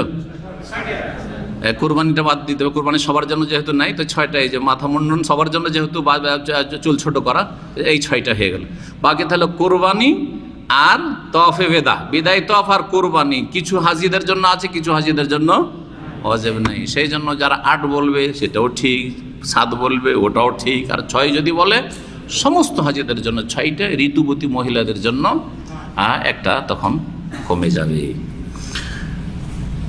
আর কিছু এখন কোনো প্রশ্ন থাকলে করেন, আর না হইলে অনেক সময় হয়ে গেছে। অনেক সময় কোথায় হয়েছে? 3টা বাজেনি তো। সালাম। হজের প্রশ্ন, হজের প্রশ্ন। হ্যাঁ, হজের প্রশ্ন ঠিক আছে। বিনা পারমিশনে, সরকারি পারমিশন ছাড়া বিনা তাসরিতে হজে যাওয়া হারাম, নাজায়েজ। ভাই প্রশ্ন করেছেন যে কিছু লোকেরা চোরাই পথে গাড়িতে করে, এখানকার নাগরিকরাও করে আর বিদেশিরাও করে, জায়েজ নয়, হারাম। যে নিয়ে যাবে, যারা নিয়ে যাচ্ছে তাদের কাজটাও হারাম, এই রুজি হালাল নয়। আর যারা এভাবে যাচ্ছে তাদের এই কাজটিও হারাম, গুনহার কাজ, কারণ মুসলিম শাসকের বৈধ নির্দেশ মানা ফরজ। উলিল আমরি মিনকুম, আল্লাহ ফরজ করেছেন। কথা বোঝা গেছে? এতে আপনার এবং অন্যান্য হাজি, বয়স্ক হাজিরা, নারী শিশু হাজিরা যারা আসছে, দুর্বল হাজির আসছে, তাদেরকে উপকার করলেন, তাদের ক্ষতি করলেন না। সরকার আইনগুলো কেন করেছে? বৃদ্ধ হাজিরা জীবনে একবার চান্স পেয়েছে, আর আপনি যখন তখন চোরাই পথে যাবেন দিয়ে উনি কষ্ট দিচ্ছেন এদেরকে। এই জন্য করেছে, বৃহৎ স্বার্থে এই আইনগুলি তৈরি করা হয়েছে। সুতরাং জায়েজ নয়। যে নিয়ে যাবে সেও গুনাহগার, আর যে এভাবে অবৈধ যাবে, বিনা পারমিশনে, বিনা তাসরিতে হজে যাবে, সেও গুনাহগার হবে। কথা বোঝা গেছে? কিন্তু আর একটা মাসলা, এখন এই যে গুনাহ করে গেল, গুনাহ আপন জায়গায় থাকলো, কিন্তু তার হজটা ফরজ হজ হিসাবে কবুল হবে কিনা। হজে মাবরুর তো হবে না, কারণ যে হজে গুনাহ হয় সেটা হজে মাবরুর হয় না। হজে মাবরুরের সব হচ্ছে জান্নাত, নিশ্চিত জান্নাত। কথা বোঝা গেছে? নিষ্পাপ শিশু যে সদ্য ভূমিষ্ঠ হয়েছে, নিষ্পাপ ক্লিন হয়ে আছে, যার আমল নামা ওই রকম হয়ে ফিরে আসবে না। হ্যাঁ, রাজা কায়মিন ওয়ালাদাতুম ওই রকম হয়ে আসবে না। কিন্তু জীবনে একবার হজ ফরজ, অবৈধ পন্থায় হজ করেছে, চোরাই পথে হজ করেছে, বিনা তাসরিতে হজ করেছে, তার জীবনের ফরজটা আদায় হবে কি না? প্রশ্ন। আদায় হবে, আদায়। হজের ফরজিয়াত আদায় হয়েছে, কারণ হজের রুকুন ঠিক আছে, হজের ওয়াজিবগুলি ঠিক আছে। আর সরকারের আইন মানে হজের রুকুনও না আর ওয়াজিব না, মানে 4টার মধ্যে পড়ে না আর 8টার মধ্যে পড়ে না, পড়ছে নাকি? 8 4 12টাতে যেহেতু ঘাটতি নেই, সেজন্য তার হজটা হয়ে যাবে, কিন্তু হজে মাবরুর হবে না। ভালো করে শুনে রাখে। তার মানে করতে বললাম নাকি? এটা আবার ভাবিয়ে না যে তার মানে করতে বললাম। কিন্তু কেউ যদি করে নাই তো তার হজ ফাসেদ, বাতিল নয়, হ্যাঁ, বরং তার হজ হয়েছে, কিন্তু সে গুনহাগার, গুনহার বোঝা সে উঠাবে। আর তার হজের জীবনের ফরজিয়াত যেটা ফরজ ছিল, জীবনের একটা হজ হয়ে গেছে তার, জি হ্যাঁ, মাবরুর হয়নি। আচ্ছা, এতে আর একটা কথা বলি, না হলে বুঝবেন না। কারণ অনেকে হয়তো এই শরীয়তের হারাম বলে ভয় লাগে না, কিন্তু দুনিয়ার ক্ষতি বললে নিশ্চয়ই ভয় আছে, তাই না? আমাদের অনেক দিনী ভাইরা যারা মদিনায় থাকতো, জেদ্দায় থাকতো, কথা বুঝতে পারছেন, বিভিন্ন জায়গায় রিয়াজে থাকতো, কারণ আমার তো সারা দুনিয়ার সাথে মানুষের সাথে যোগাযোগ আছে, এখানকার সৌদি আরবের দিনী ভাই, প্রত্যেক শহরে আমাদের কিছু দিনী ভাইরা আছে যারা আমাদের সাথে সহযোগী, আলহামদুলিল্লাহ, দাওয়াতি ময়দানে। অনেক ভাইয়েরাকে রাস্তাতে চেকপোস্টে ধরেছে, চোরে পথে যাচ্ছিল, ধরে নিয়ে যে হয়রানি 24 ঘন্টা 48 ঘন্টা ওই বাসে খেয়ে না খেয়ে থাকতে হয়েছে, তারপরে হাজতে, আর 13 তারিখ পর্যন্ত তাদেরকে রাখা হয়েছে, তারপরে তাদের ফিঙ্গারপ্রিন্ট নেওয়া হয়েছে, ফিঙ্গারপ্রিন্টের পরে ফিরিয়ে দিয়েছে, আর কিছু বলেন।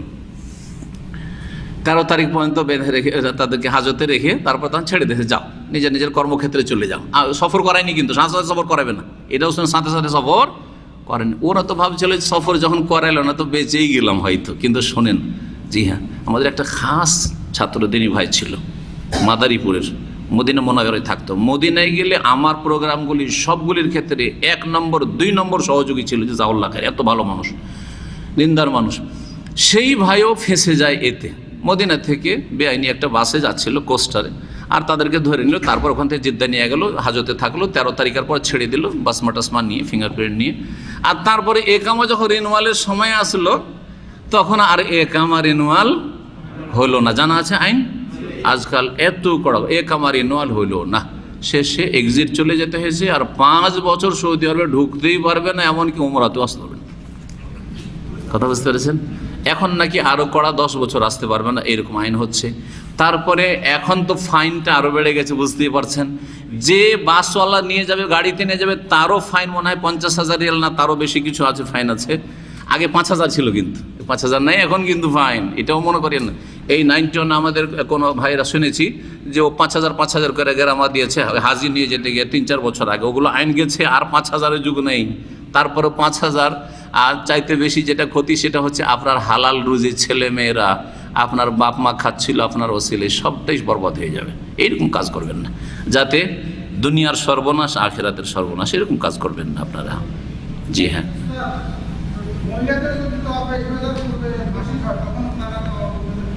মহিলার ক্ষেত্রে মহিলা নিয়ে আসলে মশলা জানা দরকার। আর আপনি খামাখা এইসব মশলা, একটা লোক মহিলা ফ্যামিলি ভালো নাই এখানে, এইরকম মশলা আমার মনে হয় আননেসেসারি, হ্যাঁ, গায়ের জরুরি। তারপরেও যখন জিজ্ঞাসা করেছে বেচারা, জানার জন্য তো বলি। তবে যেগুলো জরুরি, বেশি ইম্পর্টেন্ট, সেগুলো জিজ্ঞেস করেন।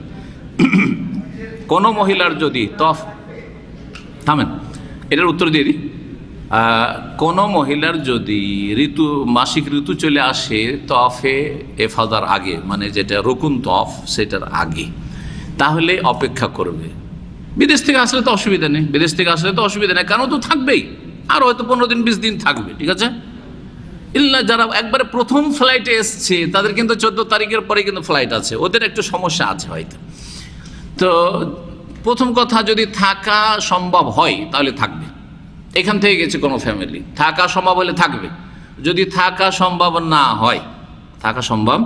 হয়, তাহলে চলে আসবে। যদি লোকাল হাজি হয়, এখানে ফ্যামিলি নিয়ে থাকে, তাহলে চলে আসে, এখানে সমস্যা নেই। কিন্তু যেহেতু তওয়াফ আদায় হয়নি, এখনো তার রুকুন বাকি আছে হজের, সেই জন্য স্বামী স্ত্রী মিলিত হইতে পারে, সহবাস করতে পারবে না, দৌড়াদৌড়ি থাকবে। কথা বোঝা গেছে না? আসবে এখানে, তারপরে 1-2 সপ্তাহ পরে হোক, যত তাড়াতাড়ি সম্ভব যাবে, গিয়ে তওয়াফ পাক হওয়ার পর, পবিত্র হওয়ার পরে তওয়াফ করে চলে আসবে। প্রথম কি বললাম? থাকতে চেষ্টা করবে সেখানে। থাকা সম্ভব নয়, স্বামীর ডিউটি আছে, সংসার আছে, বাচ্চাদের রেখে গেছে, ঝামেলা আছে, চলে আসুক, আবার যা গিয়ে তওয়াফ সেরে আসুক। বুঝতে পেরেছেন? জি হ্যাঁ। বাইরে থেকে আর আসতেও পারবে না। আর ফ্লাইট যদি ক্যান্সেল হয়ে যায় তো হয়রানির শেষ নেই, 1 মাস হয়তো বুকিং পাবেন না, চলতে থাকবে এরকম। তাহলে কি করবে? সেই ক্ষেত্রে একটা শেষ সমাধান আছে। শেষ সমাধান শেখ ইবনে তাইমিয়া রাহিমাহুল্লাহ বলেছেন, সেটা হচ্ছে, শেখ ইবনে উসাইমিনও বলেছেন, সেটা হচ্ছে আজকাল পাম্পার্স পাওয়া যায়। পাম্পার্স বুঝেন কি না? যদি সেটা না হয়, বাচ্চাদের যে আপনার পেশাব বা পায়খানা দেয় করার জন্য দেয়, বড়োদেরও আছে, ওটা হলে ভালো। আর না হইলে কাপড়টা বড় দিয়ে, যাতে রক্তটা বাইরে না পড়ে, তারপরে একটা জাঙ্গিয়া প্যান্ট পরে নেবে যাতে খুলে না পড়ে। আর তারপরে কি করবে? পাক পবিত্র হয়ে গোসলটা করে, আর তারপরে যদিও নাপাক অবস্থা আছে গোসল করি, তারপরে গোসল করলে কিন্তু রক্ত কম আসে, মাসিক রক্ত কম আসে। গোসল করার পরে উজু করার পরে মসজিদ হারামে ঢুকবে, আর ঢোকার পরে তাড়াতাড়ি করে তওয়াফটা সেরে নেবে, আর তওয়াফটা সেরে তো মসজিদ হারাম থেকে বেরিয়ে যাবে। এটা হচ্ছে কি নিরুপায় অবস্থা। দারুরাত তুবিহুল মাহজুরা, ফিকহের একটি কায়দা হচ্ছে, যখন মানুষ নিরুপায় হয়ে যায় তখন নিষিদ্ধ কাজ বা কথা বা বিষয় হালাল হয়ে যায়। হ্যাঁ, যেমন হারাম জিনিস খাওয়া যাবে, কখন খাওয়া যাবে? নিরুপায় হলে খাওয়া যাবে। জান বাঁচাইতে হবে আর জয় শ্রীরাম বলার জন্য বাধ্য করছে, এমনি তো শিরক, কথা তো শিরক, কিন্তু জায়েজ কিনা? নিরুপায় হলে জায়েজ, নিরুপায় হলে জায়েজ। ওই রকমই এইখানেও সে নিরুপায়, আর আসতে পারবে না। এত টাকা পাবে কোথায় যে আবার আসবে? আর সেটা সম্ভাবনা যে বাংলাদেশ থেকে আবার এই তওয়াফ করার জন্য আসবে, বাইরে যেসব হাজিরা, তখন ওই রকম করবে। জি হ্যাঁ, যেই ভাই জিজ্ঞাসা করলো, আল্লাহ যেন ওকে তৌফিক দান করে। না, আমার মনে হয় এসছে কেউ, হ্যাঁ, ওদের আত্মীয় স্বজন এসে, তাহলে ঠিক আছে। ওই ভাই জিজ্ঞেস করছিল একজন। হ্যাঁ, প্রশ্ন। হজের আগে, হজ কত প্রকার বললাম? কি কি? তামাত্তু, কিরান, ইফরাদ। হজে তামাত্তু মানে যেমন উমরা করেছেন ওই রকমই একটা উমরা করবেন, মিকাত থেকে ইহরাম বাঁধবেন, লাব্বাইক উমরা। আর তারপরে মক্কা গেলেন, উমরা থেকে কি করতে হয়? ইহরাম করতে হয়, হ্যাঁ, তারপরে তওয়াফ করতে হয়, সাই করতে হয়, আর চুল কাটতে হয়। বোঝা গেছে? যদি সময় বেশি না থাকে, অল্প সময় আছে, চুল ছোট করবেন শুধু, এটি ভালো। আর যদি সময় থাকে যে আরও 15 দিন 20 দিন আছে, যেমন এখন যে হাজিরা চলে আসছে, তারা মুন্ডন করবে, কারণ কয়েকদিন আবার চুল, সপ্তাহ 2 সপ্তাহে চুল হয়ে যাবে, বড় হয়ে যাবে। তওয়াফ না কি বলছে, উমরা করার পরে হালাল হয়ে থাকবেন আপনি, যে কয়দিন সময় পাবেন। এখানকার লোকেরা বেশি সময় পাবেন না, তারপরে 2 ঘন্টা, 1 ঘন্টা, আধা ঘন্টা সময় পান আপনি, এটা বলে মনে করবেন না সময় সংকীর্ণ হয়ে গেছে, 1 মিনিটও সময় পেলেন না, আপনার উমরা করা হইল। আর এদিকে সকাল হয়ে গেছে 8 তারিখের, অসুবিধা নেই, উমরা করে সাথে সাথে গোসল করে ফ্রেশ হয়ে আবার আপনি ইহরাম করে নেন, আল্লাহবাইক হাজ্জান বলে হজে ঢুকে গিয়ে আপনি কোথায় চলে যান? মেনা চলে যান। 8 তারিখে জোহরের আগে হইলেও চলবে। এমনকি যদি 8 তারিখে সকালবেলা উমরা কমপ্লিট করে তবুও কোনো অসুবিধা নেই, হজে তামাত্তু করে, কাছের হাজিরা অনেকে এরকম করে, জোহরে আসলো, তারপরে 8 তারিখের 5 ওয়াক্ত সালাত আদায় করা মেনাতে সুন্নাহ, এটা ওয়াজিব নাই। জোহর, আসর, মাগরিব, এশা, ফজর সুন্নাহ, এটা সুন্নাত। জি হ্যাঁ, তো এইভাবে করবে। কার কথা বললাম? তামাত্তুকারীর কথা। তাহলে তামাত্তু মানে হচ্ছে উমরা সেপারেট আর হজ সেপারেট। উমরা আছে এতে সেপারেট একবার। কেরানে মিকাতে গেলেন আর দুটোর নিয়তে একসাথে, কেরান মানে মিলিয়ে নাও, দুটাকে মিলিয়ে নাও। লাব্বাইক উমরাতান ওয়া হাজ্জান, আল্লাহ আমি হাজির হয়েছি, কিসের জন্য? উমরা হজ দুটোকে একসাথে নিয়ে মিলিত করে। আল্লাহুম্মা ইন্নী নাওয়াইতু পড়বেন না, নিয়ত পড়া বিদআত। গত সপ্তাহে আলোচনা হয়েছে। আল্লাহ, কেউ যদি বলে আল্লাহুম্মা ইন্নী নাওয়াইতুল উমরাতা, আল্লাহুম্মা ইন্নী নাওয়াইতুল হাজ্জা ফায়াসসিরহু লি ওয়া তাকাব্বালহু মিন্নি, সব বেদাত এগুলো, বেদাত এগুলো। কথা বুঝতে পেরেছেন? কিন্তু লাব্বাইক বলা, আল্লাহ হাজির হয়েছি, সুন্নাহ, এটা নিয়ত পড়া না। লাব্বাইক পড়া মানে তালবিয়া। আর এখানে আপনি শুরু করছেন লাব্বাইক উমরাতান ওয়া হাজ্জান দিয়ে, কিরান শুরু করলেন দুটো একসাথে মিলিয়ে, আর দুটোকে একসাথে নিয়ে চললেন, মাঝখানে আর হালাল হবেন না। মক্কা যাবেন, তওয়াফ যেটা করবেন সেটা সুন্নাত, তওয়াফে কদুম, কেরানকারীর জন্য সুন্নাত। কিন্তু তামাত্তুকারীর জন্য রুকুন ফরজ ছিল, কারণ সেপারেট যেহেতু ওমরা হচ্ছিল, এটা শোন না। আর তারপরে যদি এখন সাই করে রেখে দেন, পরে আর সাই করা লাগবে না। একটা সুবিধা, যারা কেরান করবেন তাদের জন্য একটাই যেহেতু সাই বলেছি, এখন যদি এই তওয়াফের সাথে সাথে সাই করে রেখে দেন, 10 তারিখে তওয়াফে ফাজার ভিড় বাড়ে, আর সাই করার দরকার হবে না। কিন্তু যদি আজকে না করেন, শুধু তওয়াফ করে আপনি মেনা চলে গেলেন, তাহলে 10 তারিখে তওয়াফে ফাজার পরে আবার সাফা মারওয়া কি করতে হবে? সাই করে দেবো। কারণ একটা সাই দুটোর জন্য যথেষ্ট, কারণ দুটোর নিয়ত একসাথে যেহেতু মিলিয়ে নেওয়া হয়েছে। হাজে ইফরাদ কি? হজে ইফরাদ অবশ্যই আপনারা করবেন না, কিন্তু যারা হয়তো নফল করছে আর টাকা পয়সার অভাব আছে, অনেকে কিন্তু ইফরাদ করে। আমাদের মদিনা ইউনিভার্সিটির ছাত্ররা প্রথমটা হজে তামাত্তু করে, আর তারপরে প্রায় সব ইফরাদ করে, পয়সা বাঁচাবার জন্য 500 রিয়াল, জি হ্যাঁ, কোরবানি, পয়সা অল্প, এরকম যারা গরিব মানুষ আছে করতে পারেন, সমস্যা নেই। কিন্তু ওর চাইতে ভালো যে আপনি কি করবেন, 10টি রোজা রেখে দেবেন, হজে তামাত্তু করবেন। আর কি করবেন? কেউ যদি কোরবানি না দিতে পারে তো সমাধান কি? ফামাল্লাম ইয়াজিদ ফাসিয়ামু সালাসাতা আইয়ামিন ফিল হজ্জে ওয়া সাবাতিন ইযা রাজাতুম তিলকা আশারাতুন কামিলা। আল্লাহ বলছেন যে দেখো, যারা হজে তামাত্তু বা কিরান মানে হজের সাথে উমরা ভোগ করবে, তারা ফামাস্তাইসারা মিনাল হাদি, যথাসাধ্য একটা কোরবানি করবে। যথাসাধ্য, উটের সাধ্য আছে উট, গরু আছে গরু, আর ভাগ আছে ভাগ, আর গোটা আছে খাসি খাসি করতে হবে একটা। ফামাস্তাইসারা হাদি, সস্তা দামি যাই হবে এটা হইতে হবে, ওর কথা যে শর্ত আছে কোরবানির জন্য। তারপরে যদি না পারে ফামাল নাজিদ ফাসিয়ামু সালাসাতা আইয়ামিন ফিল হজ্জ, হজের দিনগুলিতে 3টা রোজা রেখে নেবে, বাস ঈদের দিনে না, 10 তারিখে নয়, তার আগে রেখে নেবে গিয়ে মক্কায়, আর না হলে 11, 12, 13 তারিখে রেখে নেবে। মক্কাতে 3টা রোজা রেখে আসতে হবে, হ্যাঁ। আর যদি কেউ নাও পারে, ধরেন সময় পেল না, আর করতে পারলো না, অসুস্থ হয়ে গেছে 11, 12 তারিখ, আর এদিকেও গেছে, এখান থেকে 7 তারিখ 6 তারিখে বেরিয়েছে, ওখানে গিয়ে সময় কোথায়, হ্যাঁ, তো রোজা রাখতে পারলো না, তো 10টায় বাড়িতে এসে করতে পারবে, বাকি 7টা কোথায় করবে? এজা রাজা তুম, বাড়িতে ফিরে আসার পর এখানে এসে করে নেবেন, এইটা সবচেয়ে ভালো। আপনার কোরবানির ভয়ে 500 টাকা বাঁচাবার জন্য হজে ইফরাত না করে হজের সময় হজে কেরান বা তামাত্তু করেন, আর কি করেন? 10টা সিয়াম পালন করে রোজা রেখে নেন, এইটা বেশি ভালো। এটা হচ্ছে কোরআনী শিক্ষা। জি হ্যাঁ, হয়ে গেছে না? 3 রকম। হজে ইফরাদে লব্বাইক হাজ্জান বলে মিকাত থেকে যাবেন, আর শুধু হজ নিয়ে চললেন, আপনার হজ ছাড়া আর কিছু নেই। কিন্তু এটা হচ্ছে 3 নম্বর অনুত্তম, উত্তম নয়, মাকরুহ নয়, জায়েজ। 1 নম্বর উত্তম হচ্ছে তামাত্তু করা, সমস্ত সাহাবীকে তামাত্তু করিয়েছেন যাদের সাথে কোরবানি পশু ছিল না। 2 নম্বর হচ্ছে কেরান করা, 3 নম্বর হচ্ছে ইফরাদ করা। জি, আর কিছু প্রশ্ন? এহরাম অবস্থা যদি স্বপ্নদোষ হয়, কোনো অসুবিধা নেই, কোনো অসুবিধা নেই, আপনার ইখতিয়ারে নাকি, ইচ্ছা করে বীর্যপাত না করলেই হলো, ঠিক আছে। খারাপ কিছু দেখতে গিয়ে অথবা স্ত্রীর সাথে এমন মেতে উঠলেন, জায়েজই না, এগুলো ফালা রাফাস, এহরাম অবস্থায় এসব জায়েজই নয়, অনিচ্ছাকৃত হয়, স্বপ্নদোষ, ইচ্ছা করে হয় না। তো স্বপ্নদোষ হয়ে গেলে আপনি যদি এহরামের এক্সট্রা কাপড় থাকে, কাপড় বদলে নেবেন। হ্যাঁ, বিনা সেলাই দিয়ে বিনা সেলাই বদলাইতে হবে। এই নয় যে মাঝখানে আপনি একটা সেলাই করা লুঙ্গি পরে নিলেন, পায়জামা পরে নিলেন, না, চলবে না সেটা, কথা বুঝতে পারছেন। আর যদি দেখা যায় যে না রে ভাই, আমার কাছে এটাই তো কাপড়, তাহলে যেই জায়গাটুকুতে আপনার নোংরা বস্তু লেগেছে, মানি লেগেছে, সেই জায়গাটুকু ধুয়ে নেমে নোংরামি দূর করার জন্য, নাপাকি বললাম না কেন, কারণ বীর্য যা দিয়ে আল্লাহ শ্রেষ্ঠ মানুষকে তৈরি করেছে, এটা পাক না নাপাক, এই নিয়ে ফোকাহাদের ইখতিলাফ আছে, 2টি মত আছে। একদল বলছেন পাক পবিত্র দিয়ে আল্লাহ সৃষ্টি করেছে, আমাদেরকে নাপাক পানি দিয়ে নয়। আর একদল আমাদের দেশে বলে যে নাপাক পানি দিয়ে আমরা তৈরি, কিন্তু এত সুন্দর মখলুককে আল্লাহ নাপাক দিয়ে তৈরি করেনি, এইটাই ঠিক। হাদিস মেলাগুলি দলিল এইটাই বলে। এই জন্য কোরআনে কোনো জায়গায় বীর্যকে নাজিস বলা হয়নি, নাপাক বলা হয়নি, বলা হয়েছে মিমাইন মহিন, হ্যাঁ, তুচ্ছ পানি, ঘৃণিত পানি, এইরকম বলা হয়েছে, যেটা ঘৃণা লাগে। সেটা সেম কাশ ফোটার মতো, কাশ ভিতরে আছে, আপনাকে ঘৃণা লাগে না, কিন্তু কাশটা যদি বেরিয়ে যায় তা আর গিলতে পারবেন না, পারবেন? পোঁটা যখন বেরোয়নি thought thought thought thought thought thought করছেন আপনি, সর্দি লাগালো, কিন্তু যখন বেরিয়ে যাবে আর ওটাতে রুচি হবে না, কথা ঠিক কিনা? কিন্তু পোঁটা কাশ রুমালে মুছে, যে আমাদের দেশে তো বাঙালি রুমাল তো বুঝতেই পারছেন, আমি কিন্তু পাকা বাঙালি, আপনারা কাঁচা বাঙালি।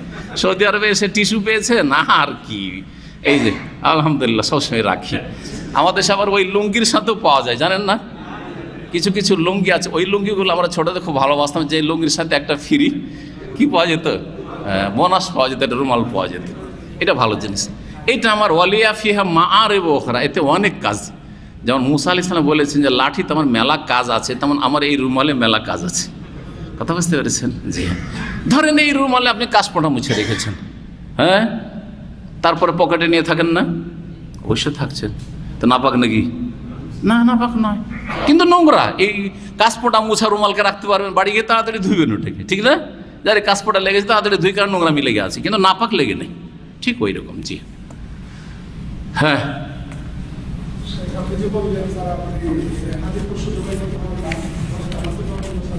হাদি যারা পারবে না, হ্যাঁ হ্যাঁ হ্যাঁ, যারা হাদির পশু সামর্থ্য রাখে না। জি হ্যাঁ,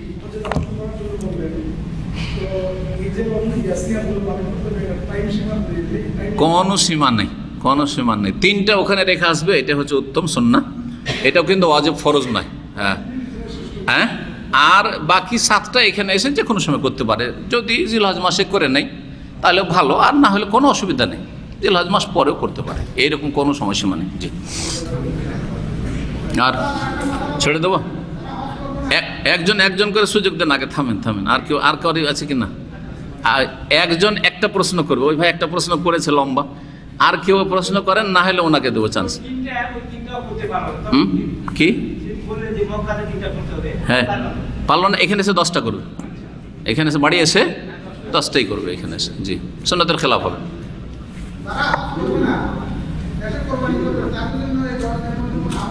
হ্যাঁ হ্যাঁ, দেখেন আমরা আমাদের দেশের ভাষায় সবগুলিকে কুরবানি বলি। সবগুলিকে কি বলি? কুরবানি বলি। কুরবানিকে কুরবানি এই জন্য বলি যে কুরবান মানে নৈকট্য। তো এই জবাইয়ের মাধ্যমে আল্লাহর নৈকট্য লাভ হয়, সান্নিধ্য লাভ করা হয়, সেই জন্য কুরবানিকে কি বলি? কুরবানি। এমনকি আরবরাও এখন শিখে গেছে, কিন্তু কুরবানি বলে না, কুরবান বলে। কুরবান কি বলে?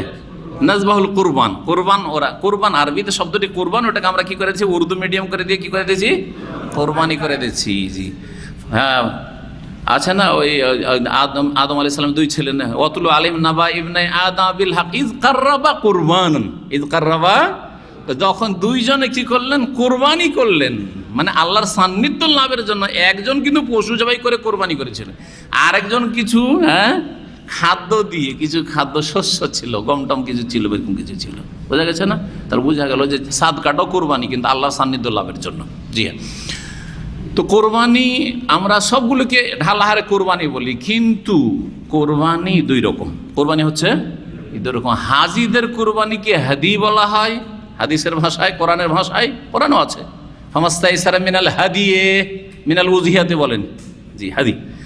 আর বাড়ির কোরবানি সারা পৃথিবীতে যেগুলি হবে বিনা হজে, তার নাম হচ্ছে উযহিয়া।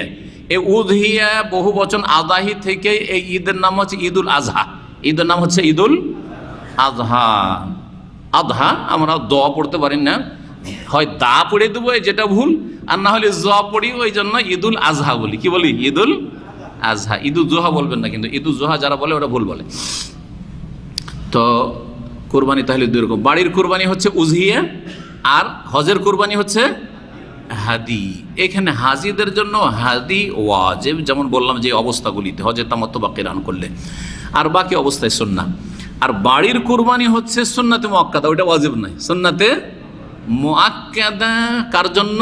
সামর্থ্যবানের জন্য। যেই ব্যক্তি বাড়ির কোরবানি করবেন, আপনারা অধিকাংশ হাজি নন, বাড়ির কোরবানি করবেন, তারা এই জিলহজ মাসের চাঁদ ওঠা থেকে শুরু করে কোরবানি জবাই করা পর্যন্ত, হ্যাঁ, বা কোরবানির দিন পর্যন্ত, ঈদ পড়া পর্যন্ত, ঈদ পড়ে এসে জবাই করবেন আর নখ কাটবেন। নখ, চুল আর যেগুলো অপ্রয়োজনীয় লোম পশম, সেগুলি কাটবেন না। অপ্রয়োজনীয় বললাম, যেটা প্রয়োজন, যেটা জরুরি, ওটা কাটা যাবে।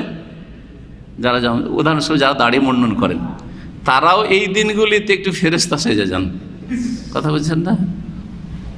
কয়েকদিন ধরে দাড়ি কাটেন না, কয়েকদিন ধরে দাড়ি কাটে, 10 তারিখ, 1 তারিখ থেকে 10 তারিখ দাড়ি কাটেন। বলছি কী ব্যাপার, দাড়ি যে বড় হয়ে গেছে, যে কোরবানি যে করবো।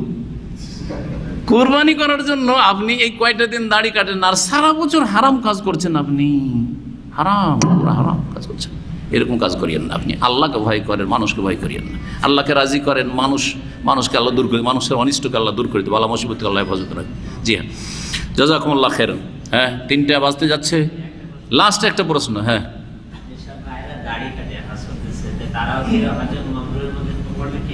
দাড়ি কেটে হজে যাচ্ছে, হজের শুরু থেকে শেষ পর্যন্ত যদি কোনো হারাম নাজায়েজ কাজ না করে আর কোনো ফরজ ওয়াজিব ঘাটতি না করে তো হজে মাবরুর হবে।